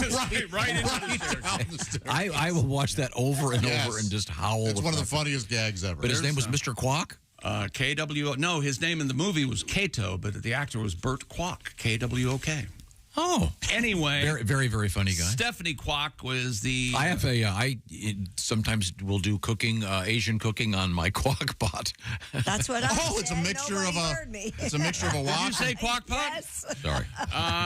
KWOUK is how Bert spells his name. What is it? KWOUK. Oh. But you still remembered the Kwok. Yeah, very good. She's vice president, head of flag football. Kwok, an entrepreneurial leader, flag football player, and graduate of Harvard Business School, La-di frickin' da, will report directly to Troy Vincent, the NFL executive vice president of football operations. So it's going to be men and women, co-ed flag football? No, they're trying to get young people. I don't think it's kind of blown up, isn't it? To play flag football among young people instead of having contact football when they're smaller. Okay, and then what happens when they get into contact football? Well, the idea is that when eventually when we're going to phase 10, it out. No, they just want to. Christy, I think you have a point. If you're playing flag football, is it like we're hoping that someday we have NFL flag football? I don't know how I'm not in this conversation, but I'm really. I think there will be high school flag football. Yes. Okay. Thank you. Really? There's 7 on 7. I know there's 7 on 7 in Texas, which evidently studies have shown. Okay. It's a little safer than regular 11 on 11 football. Okay. More sports coming up, including a world record, and we'll hear from this band. Oh, yeah. Oh, yeah. All right. Can you name this band, Tom? Yeah. Who? This is Kicks, baby. Who's the band, though? All Revere and the Raiders. That's exactly right. We were just talking about this. Were we? Yes. And that's Mark Lindsay. Great song. Here it comes. Oh, no. Another minute yet. Hang on. We got to get to our quiz. Okay, here's the chorus. Ready, hit it. Here we go.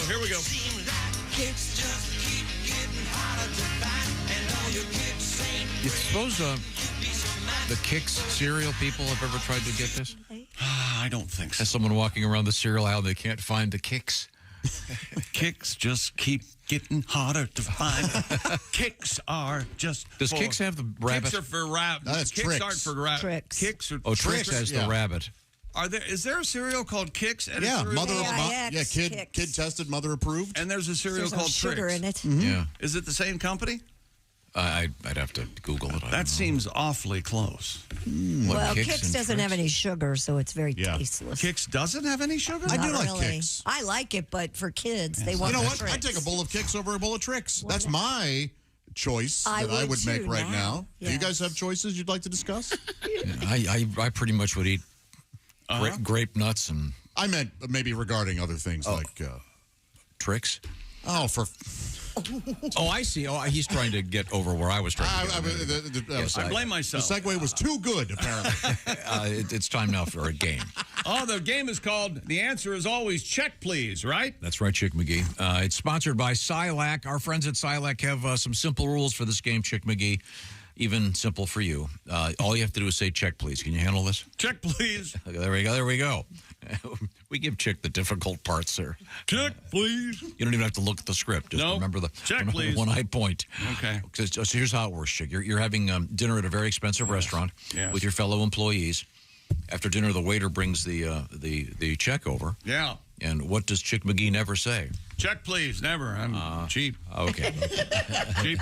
And now the scenario changes slightly. Now you're retiring. Keep the eyes on the pennies. The dollars will take care of themselves. You sign up for an annuity from the folks at Silac, and then once a month, what do you say? Check, please. Correct again. Actually, well, semi-correct. You don't even have to say check, please. The money's going to show up in your mailbox or even right in your direct deposit for your bank account. Do you want me to check on the best way to get started? Check, please. Just go to Silac. Go to the website, SILAC. Everything you need to know is right there. Once again, you visit SilacINS.com/Bob and Tom. That's SILACINS.com/Bob SilacINS.com/Bob and Tom. Silac Insurance Company, SilacINS.com/Bob and Tom. And you too will say, check, please. Thank you very much. Coming up, Christy Lee, what have you got over there? Well, we have a very interesting story about a dream scrolling, which I had never heard of until today. We have Snoop Dogg and Willie Nelson in the news, so that could only mean one thing. Oh, okay. Whoa. And the dream scrolling is something almost everybody does. Yeah. And you say I do it. You do it all the time. I do it all the time. Yes. I don't do it pretty much ever. I do it all the time. I wonder what it is. Does that have to do anything with FOMO? No. Do you have FOMO? I don't know. I miss everything, so it's hard. It would hard to have FOMO. It has to do with, among other things, online shopping. Yeah. We'll find out about it. This is the Bob and Tom Show. Essential.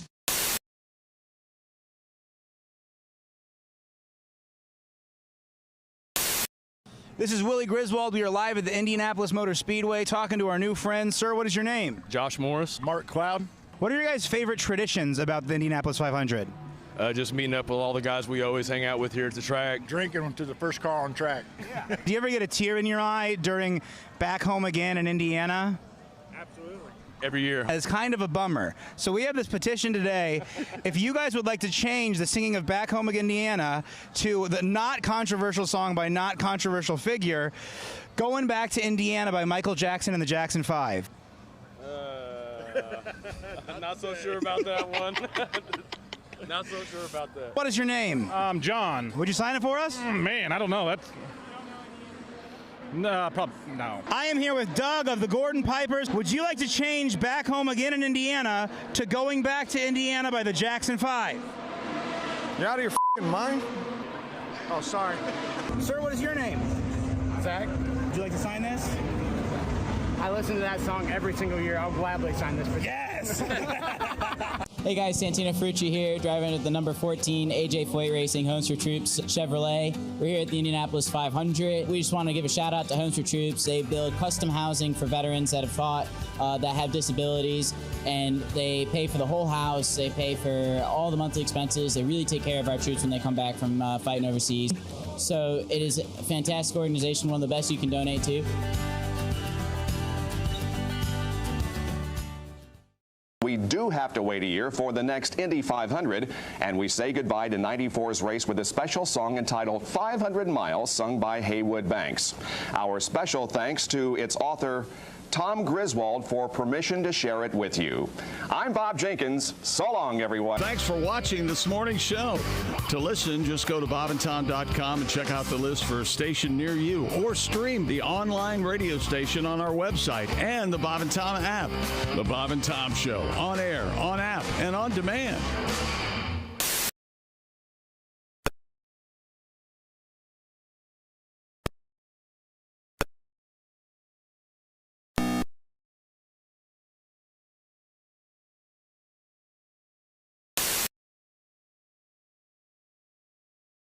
Stool and held it up and declared yourself quadradick.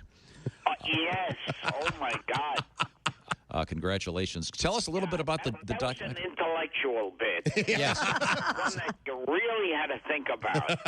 It made me howl. It was so funny. Gilbert, can you swim? No. There's a million things I can't do. Yeah, I went to college in New York City with a lot of guys that couldn't drive or swim, and whenever I ask someone that, they act like I'm some kind of prick. But yeah, if you grow up in the city, there aren't a lot of pools. Yeah, I mean, just for the record, I think you're a prick. So you've been listening to the show. Hey, Gilbert. But why bring up trivial matters? I gotta feel so honored. Thank you. Hi, this is Paul. And this is Storm. And we're Paul and Storm, and you're listening to Bob and Tom Radio. Welcome back to the Bob and Tom Show. Hello. Christy, Josh, Ace, I'm Chick. Listen to this guy, Mike from Hamilton, Ohio. You know where that is? Near Cincinnati. And I think Hamilton, Ohio is the one that put the exclamation point at the end of Hamilton. It was their big city pride deal. Oh, right on. So it's not Hamilton, it's Hamilton. Marinade is for non-cooking individuals. No talent and no comprehension of how to properly cook out. Whoa. Really? Keep angering America, Josh. Here's Here's an email for Josh as he angers America. From Alan. You tell Josh when he leaves the show today, yes, drive to Kroger or a reasonable facsimile. Sure. Find the dressing, grab a bottle of Wishbone, check out, drive home. Lay on your bed, assume the anus shoving position, and shove the bottle up his. Okay, we got it. Thank you, Alan in Ohio.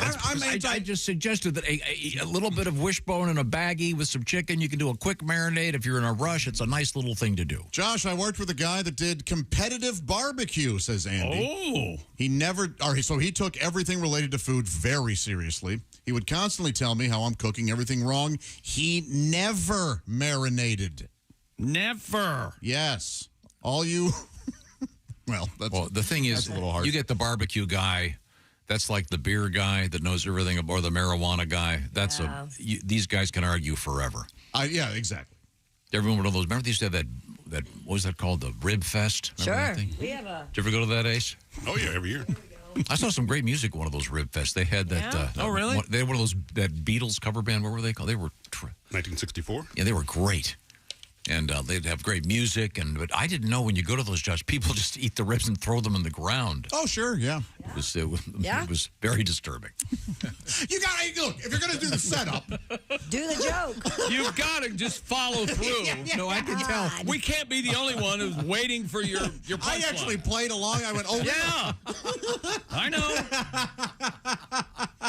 No, I can see you were getting upset. No, I wasn't. No, we were waiting. The World Championship Barbecue Cooking Contest crowned a grand prize winner after hundreds of dedicated pit masters sweated through smoke to be named the best in pork. That's always fun, isn't it? Brad Orison and Brooke Lewis, a brother and sister team from Mississippi, won the grand championship Saturday. He cooked and she washed up. Wow. Third time they've won the big prize. Congratulations to them. Yeah, but my point was, have you ever been to the Rib Fest, Christy? Yes, I've been. Because when I was there, all of a sudden you're walking around and just ribs, and it was like being in the movie The Killing Fields. Yeah, that's exactly what it was. He softened it a little bit by it's just a movie. There's no truth to any of that. Got a request here. Yes. Hit me. Maybe I should have you, because you're not going to believe me when I say that I've got a request here. Well, you held it up. Okay, you can see it from there. Yeah, you're good. Okay, very good. We get requests occasionally for some of the pieces that are put together on this show. Is that right? Yes. What is you saying? How about together on how this about show? Some requests for some of our bits? Instead of some of the pieces we put together. That's a little inside radio. No, people know what a bit is. I like pieces sounds loftier, therefore I like it more. Yes. You hear those pretentious Washington douchebags going, oh, yes, I can't navigate. I saw a piece in the Atlantic. I love it. And now, please enjoy this piece. Yes. Who put the dick on the snowman? Yeah, certainly an august composition. Yes, we're going to unpack this. If I hear unpack one more time, I'm going to start punching people. Love unpack. Love it. We're going to unpack the normalcy of the blah, blah, blah. Sure, I'll read this verbatim. That means I'm going to read the way it's written. I was preparing breakfast this morning, writes Doug in Pennsylvania. Yeah, you were. And for some reason, this song popped into my mind. Please play it. So fat, I'm so fat. I am fattest, I am fat. Nobody's fatter than me. Nobody's fatter than me. All I do, I eat and jerk it and eat. Take them panties off and put the salami on. Peck me with the breadstick. Peck me with the breadstick. I'm so fat. I'm so fat. That's a piece. Doug says, we put together. Josh, continue your foolishness. Oh, thank you. I wonder what he was making for breakfast where that came into his mind. Something good, it sounds like. Yeah, he was doing something fat. But the subject heading is so fat earworm. Well, Doug, now you're stuck with it. Thank you very much for paying. That's how you get rid of an earworm, is play the song. That does seem to be effective. Yeah. The earworm is a very real thing. Sure it is. Absolutely. Sorry to put that one in your ear, but so fat. It looks better than that Silverbird audio tour that you played before. I've got something else for you. How about it's worse than that? How about a little honeymoon suite? Yeah. This is a good song. This is a good song. This is a great song. You like this one, Tom? I think this qualifies as a one-hit wonder. It must. We saw that. You don't count. Hot summer night. Yeah, anger. Storm clouds in the air. Oh, something going on. Hello. And the marinade is ready. We're gonna barbecue. This is stupid. What is the chorus of this dumb thing? It's coming. Don't want to talk to you on the phone. Is this the hook? No. It's coming up. We'll hear it. Here it comes. Oh, yeah, this is. I got a new girl now. Wait a minute. It's a joke song because there's a joke. It's a new girl. You ready? She's a lot like you. Oh! Really sticking it to her. That's right. Boy, there's a lot of anger there. Sure. Oh. Well, we don't know. She broke his heart. Yeah, I would too. The guy's such a jerk. Well, no. It's a chicken in the Sing his egg. way out of a paper bag. What made you think of that? I don't know. We were hanging out in the hallway. That's We're talking about I Kicks and Winger. I haven't heard that song in forever. Yeah, we that's talk a about good one. Kips, That is a good Kicks, and That's a Winger. great summer song. Yes, I Honeymoons. agree. All right. Legendary competitive eater Takeru Kobayashi is retiring. A 46-year-old announced his retirement in the new Netflix documentary, Hack Your Health, The Secrets of Your Gut. Mr. Kobayashi says that he's retiring after learning of the damage highly processed foods have done to his body. I'd like to interrupt. Ooh. Maybe it's not the highly processed foods. Maybe it's the quantity. Yeah. Could be that. So I guess he's going to return the money.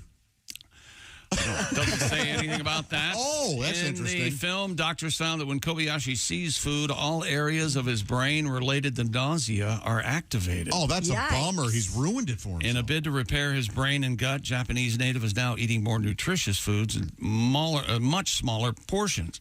Kobayashi has been a competitive eater for more than 20 years and won 6 consecutive Nathan's hot dog eating contests until Joey Chestnut beat his ace. Now, he's the gentleman that faced off against a bear.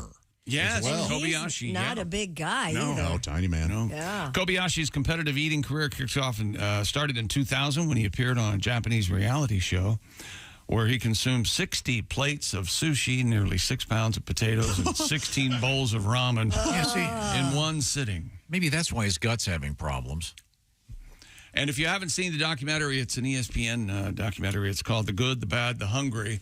It's a documentary about Kobayashi and Joey Chestnut. It's very interesting. Joey Chestnut brings up the fact that when he was a kid, his father, if you didn't get to the table and eat quickly, his father would eat it. Oh. It's pretty interesting. Wow. Oh, yeah. Did they also interview Cookie Jarvis? You remember? I don't remember. Is Cookie a competitive eater as well? He at least was for a while, yeah. Yeah, and he looked like one. He had a big gut. Yeah. He was real fat? Yeah, kind of. Yeah. Huh. Yeah. Very, very fat. So fat. I'm so fat. I am Cookie Jarvis. I Stupid Now, world record. what was Kobayashi when he's retiring? Do they give him like a gold toilet? instead of a gold watch. I don't know. I'm just asking. It's a fair question. Gold toilet. Stupid world. The next time we talk to Joey Chestnut, Tom, and you ask him about one of his dumps, and if he looks at you and says, "Look, I have a picture," will you look? No. Would you look at me? No, thank you. Off air, Tom wouldn't. No, look? no, we don't want to know. Oh, by the way, Tom, in a related story, I'm back on the Mucil. Oh, yeah? Yeah. That's a good product. It's effective? Yes. Yeah. It does what it's supposed to do. Are you saying you've never taken a picture of the said topic? No. I don't believe you. No. Could we move on, please? I always love them. We never know until we get too right. far. Was there an incident at your bachelor party? I think that might have been. Oh, yeah. You took a picture of your crank and that put it was on it. the film that we had developed. Yeah. Well, we're going to develop the pictures from my bachelor party and show it to my brand new in-laws. And Or there's your wedding or whatever it was. allegedly Tom, Oh, boy. in all his crank glory, at a very nice house in Carlsbad, California. His mother-in-law, Tom. getting ready for the wedding.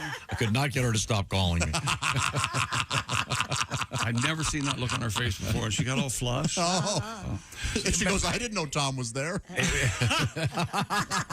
It was the era of the throwaway camera. Remember those? Yeah. Oh, yeah. The early version of the selfie. How many people do you think can recognize that area of their intended? If you had a lineup, Christy, and your husband's was in there, do you think you could pick it out? I think so, yeah. Okay. Really? Yeah. I don't know if I could pick out mine. Really? Yeah. Yeah, you could. I mean, in the room here, I think we could probably, we'd all get ace. That'd be a given. We have no idea. Could I stand out? Could be as white as snow. Wouldn't that be something? Yeah, we saw the rendering of chicks, and it was not white. It was kind of brown. Well. Remember that? I brought in a police artist. There's that memory. To do a rendering of chicks, man. I'm going to take to my grave. I'm not going to say much, but other than the word parfait. I'm going to tell you this. It was, it was frightening. It turned out to be terrifying, actually, to see it. Because it was so accurate? In the... Do you still have that? Where am I here? You guys would recognize mine. It's got a bruise in the shape of my thumbprint. Tech-savvy YouTuber from Australia has created the world's fastest robotic vacuum. like a super Roomba? Mr. Alistair Laidlaw. A Roomba? Mr. Alistair Laidlaw turned a Roomba into what he calls a Vroomba. You got it. Wow. Good job, Josh. Vroomba hits speeds of up to 35 miles per hour. So if you've got all these people always talk about their cats ride on the Roomba 35 miles an hour, they better have a helmet and goggles. He said Alistair had 4 strict design rules to follow. It had to look like a Roomba, use 2 drive wheels, have 1 motor per wheel, and it had to actually function as a vacuum cleaner. The record-breaking robotic vacuum made by adding some high-performance electronics and radio-controlled gear so he could drive it like a remote-controlled car. So you just have dented doors and cracked? Yeah, I mean, where would you use this? I would think indoors at 35 miles per hour. You're not going to go far. You wouldn't go far. Yeah, the demo, the guy's outside. You would. Or maybe in a... Well, that's not... What is he vacuuming, Maybe the in a grass? warehouse situation. Oh, that's not bad. Yeah. At 35 miles an hour, at 35 miles an hour, it's not going to pick up much stuff. Well, they already don't. Yeah. But you don't like the Roomba, right? No, you gift me when I'm frisbeeing it into the woods. Well, 2 Cheerios, we got to empty it. I have one you can have. It takes an hour to do the kitchen. It's you like, know, come on. Well, you want me to be thorough or not? Jeez. I'm speaking on behalf of the Roomba. I like that. I like when people put googly eyes on their Roomba. Oh, that really took off here recently. But I think or like ping pong balls that have eyes painted on them. That or whatever. movie, Everything Everywhere All at Once, didn't they? Let's see. Dear Tom, Tom speak. During the last days of my marriage. Oh, that's funny. Last days of my marriage, there were many times that my now ex-wife couldn't think of my name each time she would call me an effing bastard. That's a good joke. I like that. Let's see. I used the P word earlier. That's right. My wife and I, Tom speak on purpose. We have weird senses of humor, and we're both on the spectrum, so we kind of always have to use our nervous brain energy on something. Last week, my wife straightened up the bathroom and put my ball powder away. Yes. And, of course, I couldn't find it after my shower. With as much of a straight face as possible, I asked her the location of my testicle garnish. We laughed for an hour. Yes. Mark and Rebecca in upstate New York. Well, they have a fun time. Yeah. There you go. And that's sports, That Tom. stuff... Oh, no. One more story coming up. Okay, we'll save it. With a visual presentation. Right. Okay, we'll save it. Thank you very much. Also, coming up this morning, one of my favorite stories today certainly involves... The Fugitive. That's right, ladies and gentlemen, The Fugitive. This is the Bob and Tom Show. For a complete copy of the Bob and Tom Show contest rules, go to bobandtom.com/contest-rules or just scroll down.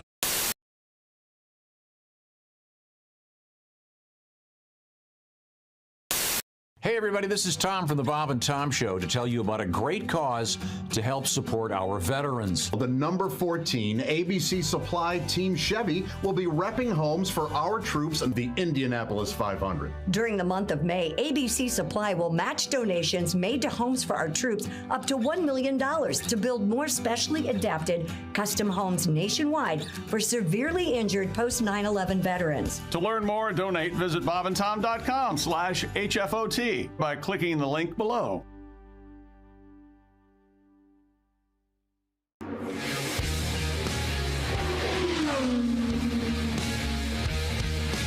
Scott Breen, oh my gosh. Larry Curry told me a story once. Larry Curry was a crew chief for Menard when Menard was running all those Buicks, and Scotty was the chief mechanic. And they would rent the Speedway to test those Buick engines. So one day they're testing them, and Curry told me, he goes, we had nitrous in the fire bottle. We're testing nitrous oxide so we could cheat. I mean, all guys cheat. That's the way. It ain't cheating until you get caught, right? It's not cheating until you get caught. I remember one time AJ Foyt, his car gets rolling off the scales. His car came out of the garage area, and they rolled it across the scales. And they're pushing it out towards the pit lane, and there's water dripping off the tires. Water dripping. Well, the car was light. So he had filled the toe tires with water so it'd be heavier when it crossed the scale. So they get it in the pit lane, take the toe tires off, put the regular tires back on it, car's underway. They all cheat. Everybody cheats. If you're not, the old saying is, if you're not cheating, you ain't trying, right? So they're testing this nitrous bottle. So they have a button on the steering wheel that he could push, and it would turn the nitrous on, and this thing would increase the horsepower. I don't know how much, but it would. And so Brayton, he would come out of the corner, out of the fourth turn, and out of the second turn, and as he went down the big long stretch, he would hit that button, and he would count to himself, 1 1,000, 2 1,000, and lift, and then he'd pull off, and see if the car would stick going through the corner. And it did, and he held that button down until the damn thing didn't stick anymore, and he crashed. But that was Brayton. I mean, he was just that brave. He for the first Brickyard in 1994, there were a bunch of IndyCar guys trying to qualify. Danny Sullivan did it, Foyt did it, Stan Fox tried to do it, and Brayton was going to do it. So I was across the street in the IndyCar offices, and I was doing things with Channel 23, and we were having a meeting, Donald Davidson and a handful of people, about our coverage for the Brickyard, and we hear this boom. Man, that didn't sound good. And all of a sudden we see a helicopter leave the infield, the medical helicopter. What the hell? And it was Brayton. Brayton was testing his stock car, and in a true Brayton style, was standing on the gas and going in as deep as he could until it didn't stick no more. And man, he hit that outside wall. That was the big boom. And ricocheted back in, hit the inside guardrail, almost wound up down in the ditch. And that's when they took out the infield seats during the Brickyard. You know, a 3,500-pound car hitting the wall at 170 miles an hour the inertia and the things were different than an IndyCar doing it. It didn't dissipate the energy like they did, but that was just Scotty Brayton. And that morning in 1996, when he had qualified and he was on the pole, then he got bumped. And he withdrew his car and re-qualified to put himself back on the pole. I mean, just a gutsy, unbelievable. I remember doing it, and I still have the sound of him interviewing him, like the Monday or like the Sunday after that day, the day after he had done it. A nice, great interview. And then that Friday, he got killed in practice. But just what a guy that just loved the 500, loved the Indianapolis Motor Speedway. His whole family still does.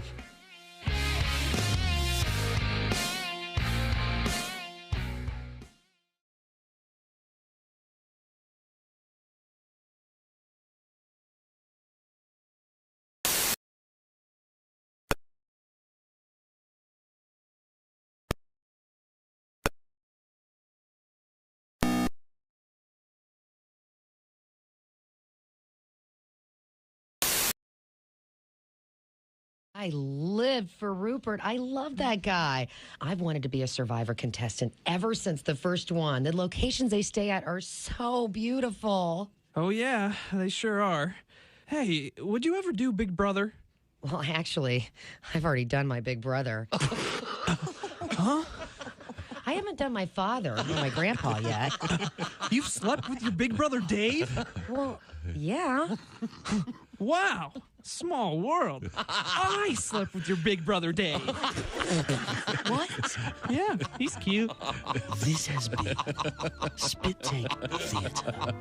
Wow. Join us next week for another edition of Spit Take Theatre. Good morning, sunshine. Bob and Tom Radio. You know you're too high when you're eating cereal naked and your girlfriend tells you to put some clothes on. You realize it's not your girlfriend. It's just a woman on a bus. So that's how you know you're too high. My brother Dennis and I, one time, we were talking about this. And, you know, like if you say you're a comedian, then you're kind of like, you got to get Tell ready. me a joke. Yeah, you know. So we decided we were golfing, and they hooked us up with two other guys. And we said to each other, let's just not say we're comedians and see how it goes. Okay. And then I said, well, what are we going to say if they ask? And he said, let's just say we're house painters. Okay. Well, we had 18 holes of trying to answer questions about paint that we were incredibly underqualified for. Yeah, I don't So know. you what use a latex, you do an oil base, well, you know, whatever the house needs. Whatever it needs. I'm like, why didn't we say we were comedians? I know the answers to the questions. This is Next time, go with a hardware store. See. Hi, this is Nick Griffin, and you're listening to Bob and Tom Radio.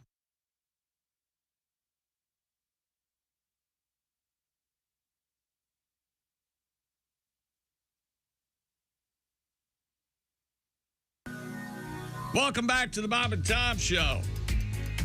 We're all here in our places. Ace Cosby, Josh Arnold, Christy Lee. Bright, shiny faces. Pat Godwin under the weather.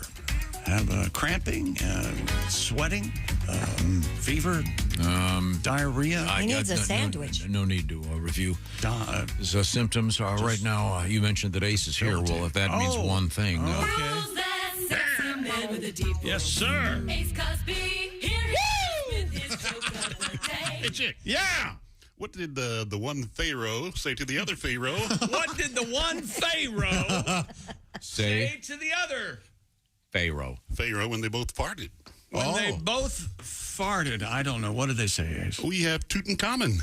Oh, they certainly do have Tutankhamen. It's a King Tut joke, ladies and gentlemen. Your thoughts? I've enjoyed it very much. I'll be there. You know what else those pharaohs had in common? Oh. They love steak. Yes, they did. Right. And who else loves steak? Your dad. Make this Father's Day unforgettable with Omaha Steaks. Go to omahasteaks.com and order delicious gift packages starting at only $89 with code BTS at checkout. Satisfaction guaranteed. Just like Ace's joke of the day, he satisfies every time. All right. Thank you very much. One more story in sports. Liz McGuire was at a Blue Jays game in Toronto on Friday night. Good for her. Minding her own business, sitting on she was on the third base line talking with a friend when a foul ball, crack, suddenly hurtled toward her at 110 miles per hour, striking her in the head and leaving a large lump above her right eye, as depicted here in the soon-to-appear photograph. Oh, no. McGuire did not get to keep the ball that hit her.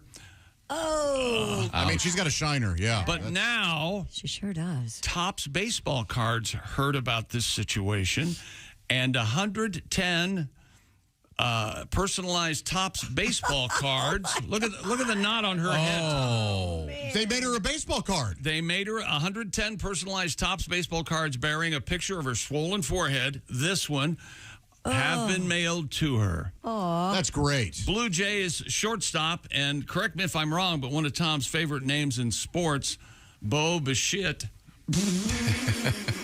was up to bat during the late innings. How do you spell that? Bichette. What did it spell it again? Bichette. I think it's Isn't that Bichette. cheat? Is it Bichette? Bichette? Might be. Bichette? I would opt for that. Could go with. Against the game on Friday, the Tampa Bay Rays, he fouled off a pitch. The ball fired over the protective netting in the lower bowl of Rogers Center and behind the third base line. and McGuire was sitting with her friend. She said she briefly turned her head away from the field to talk to her friend and didn't see the ball hurtling toward her. Man! I heard someone scream, and then it hit me in the head.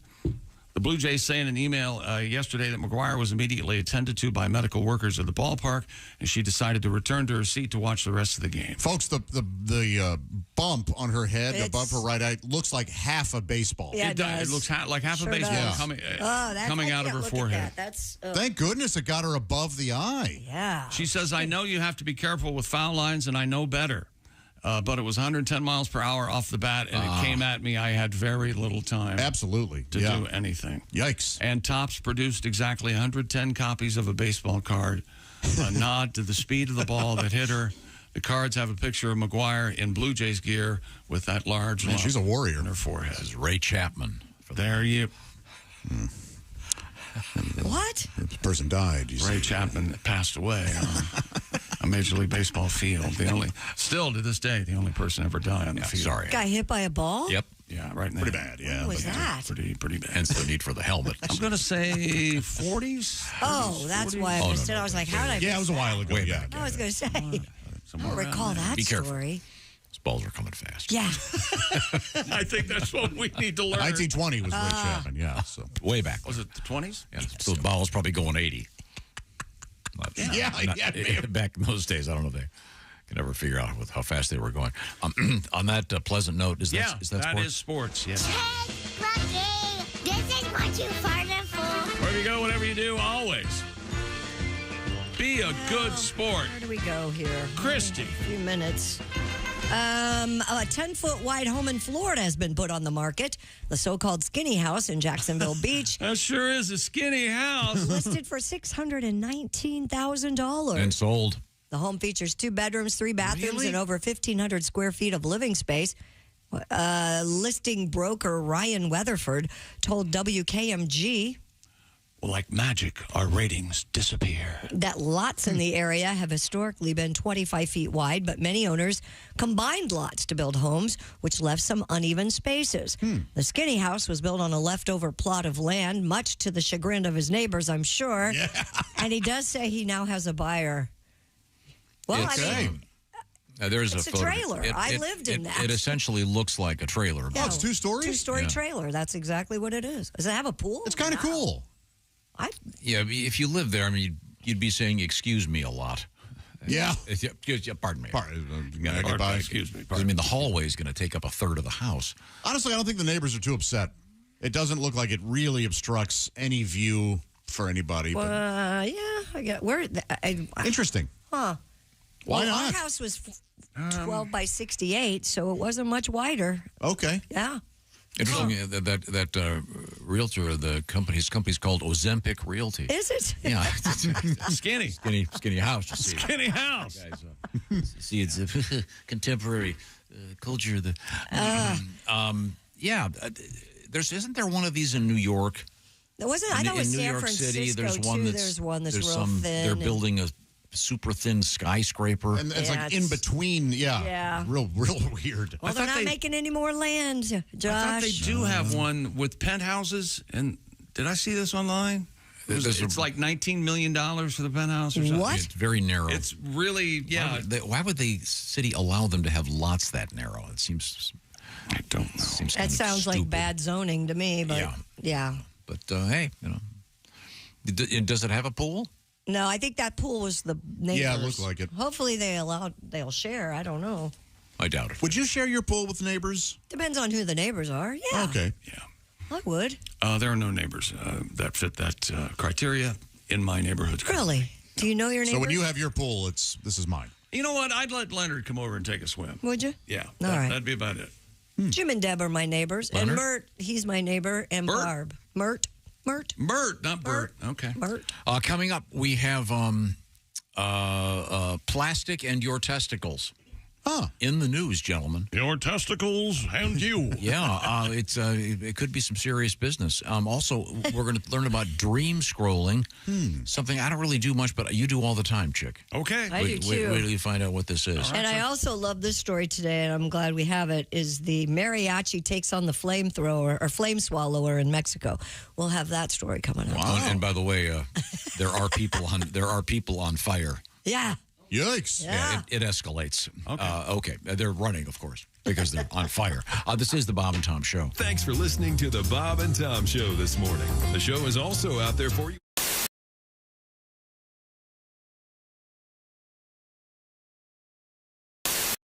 Hi, this is Pat Godwin from the Bob and Tom Show. Thanks for watching this morning's show. To listen, just go to bobandtom.com, check out the list for a station near you, or stream the online radio station on our website and the Bob and Tom app. The Bob and Tom Show, on air, on app, and on demand. Hey guys, Jess Hooker here from the Bob and Tom Show. Looks like the weather's going to hold out, and I am going to do the IndyCar two-seater experience. A little nervous, but I think I'll be okay. I've been coming to the race since I was about 5, so this is a dream come true. I'm ready to get in one of these cars. I just don't know if they're going to let me go ahead and drive one. Do you think if I asked to let me sit in front? Maybe? Here we go. The nerves are setting in. I'm just waiting for the excitement to trump the nerves.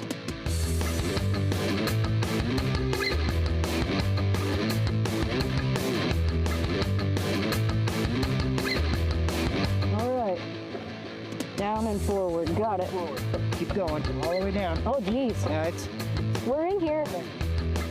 You don't have to hold on to anything. The car will hold on to you. Mentally, it feels like maybe there should be a handle somewhere. Maybe like one of those Fisher-Price car wheels. That'd be cool. Steering wheel. I thought about putting a horn in there so you can honk at the driver faster or whatever. What's your name? Jeremy. Okay, hi, Jeremy. Just like to know who's making me safe. I'm not sure if it's sweat from nerves. I probably should have emptied my bladder. There's a lot of things going through my head right now. I love my family. Holy hell, it's running, guys. This ain't no game. Holy hell. Oh my God.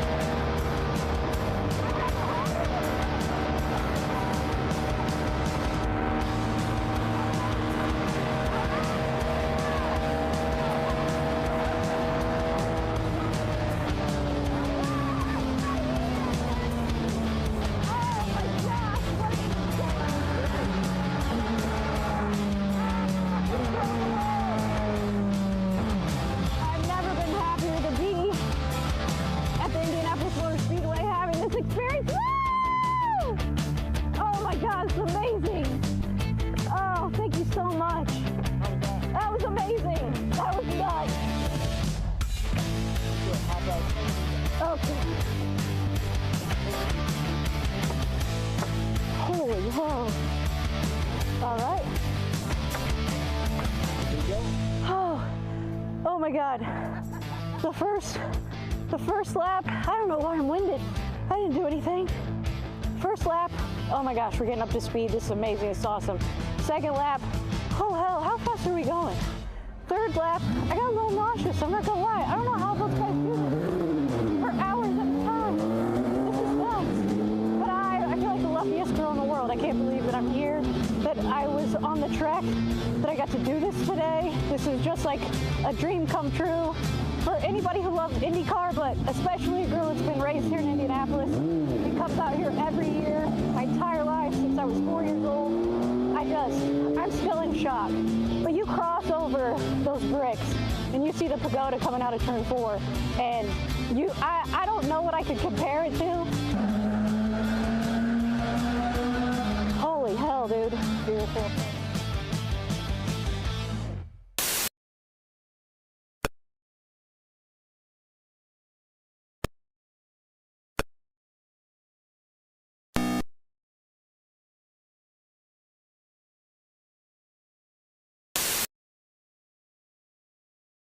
Fact, it looks like they might be hatching about now. Oh, good. You people might be the first ones on Earth to hear what's going on. Well, but, great. There they come. This is exciting.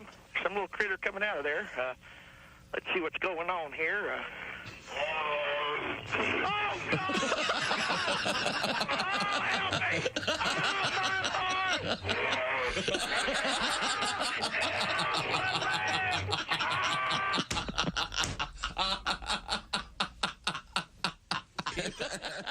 Morning laughter just might be the best medicine. If you want to turn your daddy parts orange, eat some Cheetos and watch some porn. Bob and Tom Radio, 24/7. Eyebrow dandruff. That's disgusting. Is that a thing? I'm not proud of it. Why would you bring that up on the air? I didn't. It was Christy did. It was said in confidence off the air. Yeah. Don't ever say eyebrow dandruff in front of a potential lover. No. Hey, look, ladies. If I'm on top, you might get sprinkled on. Well, Let it snow. If you're on top, I'll just let everybody else finish that. Oh, I see. If you're on top, you got about eight seconds to live. Is that it? I wouldn't say 8. If you're on top, Godspeed to your ribs, ladies. Is that what we're getting at? Kostaki Economopoulos is our guest. A Maryland burglar broke into a house, robbed a couple at gunpoint, and then forced them to play their piano so he could sing along. He was arrested for armed robbery, wanton endangerment, and aggravated karaoke. Jennifer Love Hewitt says she actually enjoys looking at her breasts on the internet. Well, then I should call her. Apparently, we have a lot in common. Yeah. Apparently. The National Museum of the Native American Indian is open in Washington, D.C. Unfortunately, they now have to move it to Oklahoma to make room for the Christopher Columbus Museum. Hey, this is Mike Birbiglia, and you're listening to Bob and Tom Radio. That very special offer. Hey, welcome back to the Bob and Tom Show. Christy Lee at the Silac News Desk. There's Josh Arnold. Chick, the day's ahead of us. The coffee's hot. What could be better, huh? Robust? It is, yeah, with hints of chocolate and rose petals. There's Ace Cosby. That sounds terrible. I'm Chick It's McGee. not good. And here's Tom Griswold. Hi, Tom. Hello. How's everybody going? Did you guys ever suck on honeysuckle when you were kids? Honeysuckle. Are those the things that they're like, they would sprout up and then there'd be kind of like these tiny red petal type, like tubular petals, and you would pull them off and you could suck them. And that's poison oak. They were. Is that why my mouth got so itchy? We would do that with clover, like the purple clover. I never. That's you read about stuff like that, or you hear it in a song, and No, we actually did it. We were kids. Yeah. We ate weeds. Sure we did. Heck yeah. We ate weeds out in the yard. Yeah. Or sometimes you'd get they were like onions. Yeah. They're wild. They're wild green onions. Yeah. Sure. Those were tasty too.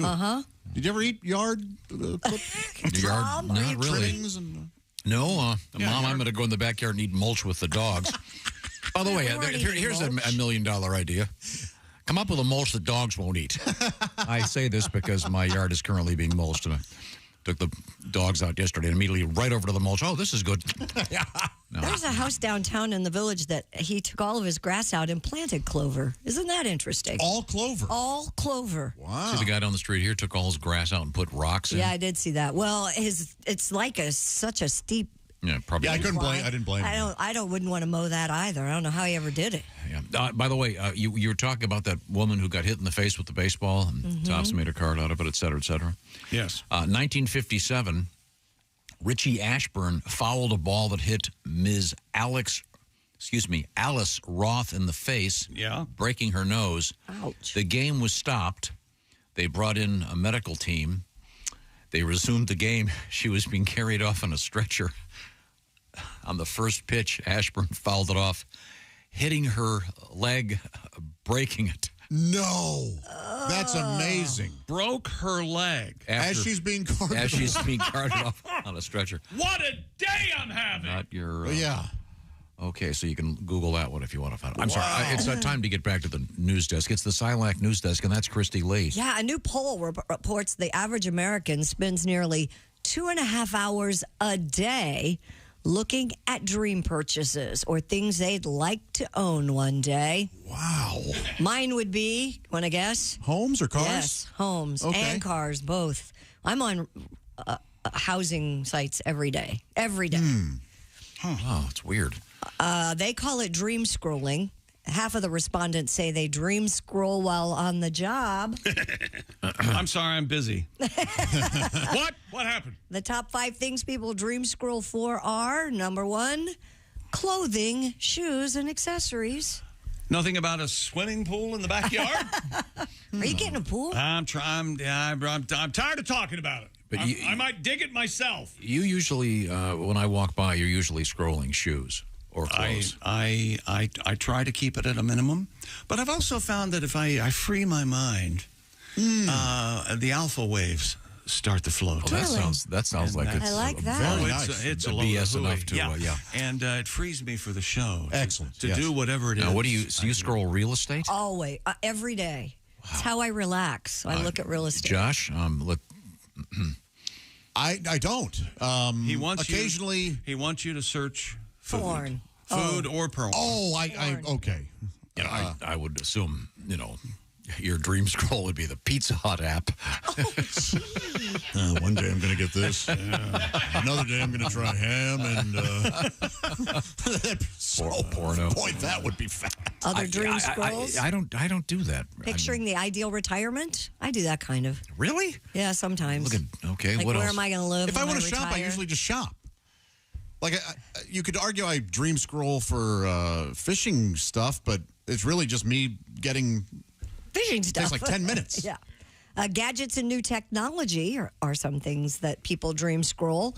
Home decor or furniture, and vacation destinations or experiences.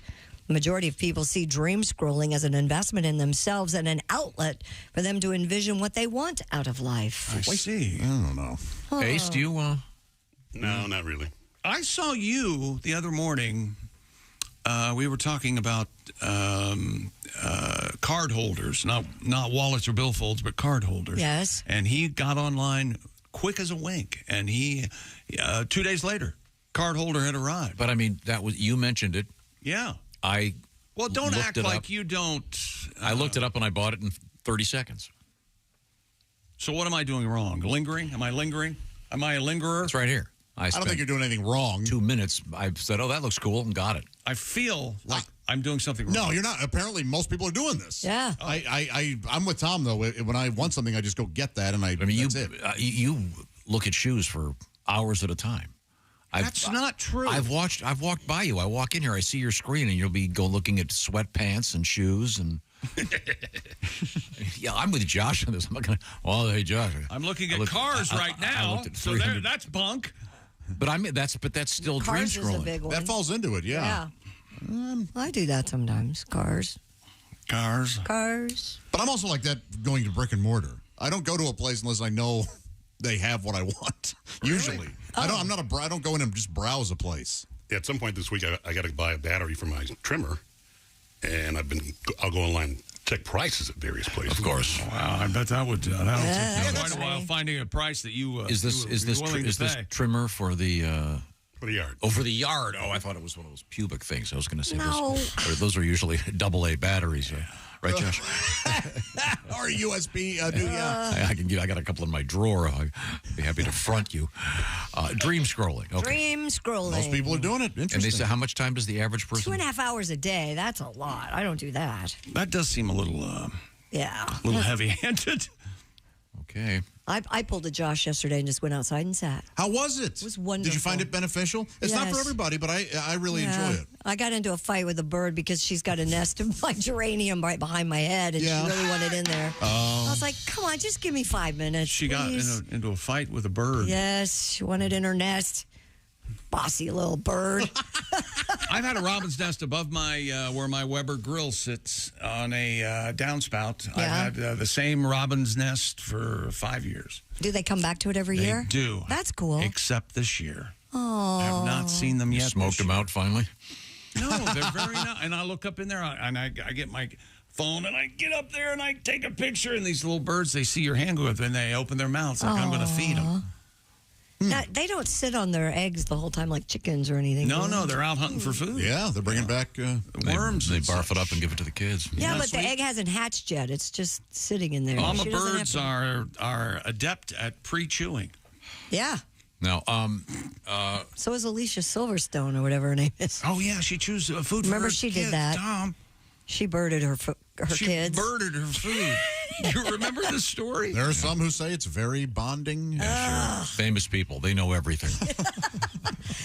Never forget that. If you're a good actor, follow them in everything they believe in, their religion, their politics. They make them very rich. Just Yeah, look at they know. Gwyneth Paltrow. They know it all. There's a mayhem in the streets of Mexico, you guys. I don't know if you've heard about this. It's mayhem. Mariachis have attacked a flame swallower. Why? Security cameras captured the incident. It occurred in Moriela. I'm on mariachis could be seen punching the flame swallower to the ground, kicking him on the sidewalk in front of a taco restaurant named Hell. Little help! Now, so However, slow down here. Now, so this is really fascinating. because their street. I did a lot of research on this because I was fascinated by the story. The street performers in this particular city fight over the best corners. is Okay, basically what- this happens in Times Square, too. Yes, Yeah. because the tips are better. Right. And that's what's happening here, apparently. So the mariachi guys attack a guy Yes. who's a flame swallower guy. Right. Okay, so... So the flame swallower guy yeah. managed to douse his attackers with flammable liquid That's because he's a flame swallower guy. and set them on fire. That is... The video then shows the mariachis, some with clothing in flames, running away. Police said nobody was arrested, and only the flame swallower had to be treated at a hospital. Yeah. Well, he should have been arrested. Somebody's playing a video. I'm trying to find the. Why is that playing? Okay, sorry. Man, yeah, that's crazy. I mean, that's Yeah. attempted murder. Yeah. It was something. Wow. And you stop, drop, and roll, right? That's still a thing, isn't it? Yes. Not supposed to just run. No, it fans the flames, doesn't it? Yes. That's more I oxygen. thought you were supposed to run as fast as you could to the gas station. Because they're really helpful. And they've got that water there with the paper towels and things. Yeah. You wipe. Oh my God! He sets these two guys on fire. Oh, you haven't seen the video No, yet? I was- It's sorry. unbelievable. That's crazy. I don't care who you're fighting with. That will stop an argument. Yeah, it will. You set the other person. Could have been on fire. worse. The guy could have been a sword swallower. It was a skewer the guy. Yeah. Hey, put down your big fat guitar. I'm going to throw this knife in your throat. Ugh. Tom, you're pro mariachi He band, likes aren't you? mariachi. Oh, big fan. You've of all the things that you shoot your mouth off about and you bring in, like the bassoon quintet or whatever we had that one morning. They were brilliant. Rocky bassoon? Or the one arm, the one man band. Love that guy. That guy was very skilled. Which was yeah. incredible. And incredible. Why can't we have a mariachi We band? did. Guys with the big guitars. We've had him a couple times. I don't remember Well, that. that particular mariachi band is no longer around. Oh. Oh, well, that was a while Do we have ago. There was a decedent, if you will. Not the guy with the big guitar. One No, it guy wasn't the guy takes with the down a big whole guitar. band? They couldn't replace him? Is that good? Well, Yeah. Yeah. What do you think it is? Menudo? Yes. Well, yes. Wait a minute. yeah. You want to keep making money or not? Think they get tired of playing this song? Hey, you're ruining it. What is the name of this song? Mariachi. Oh, a Mexican hat dance?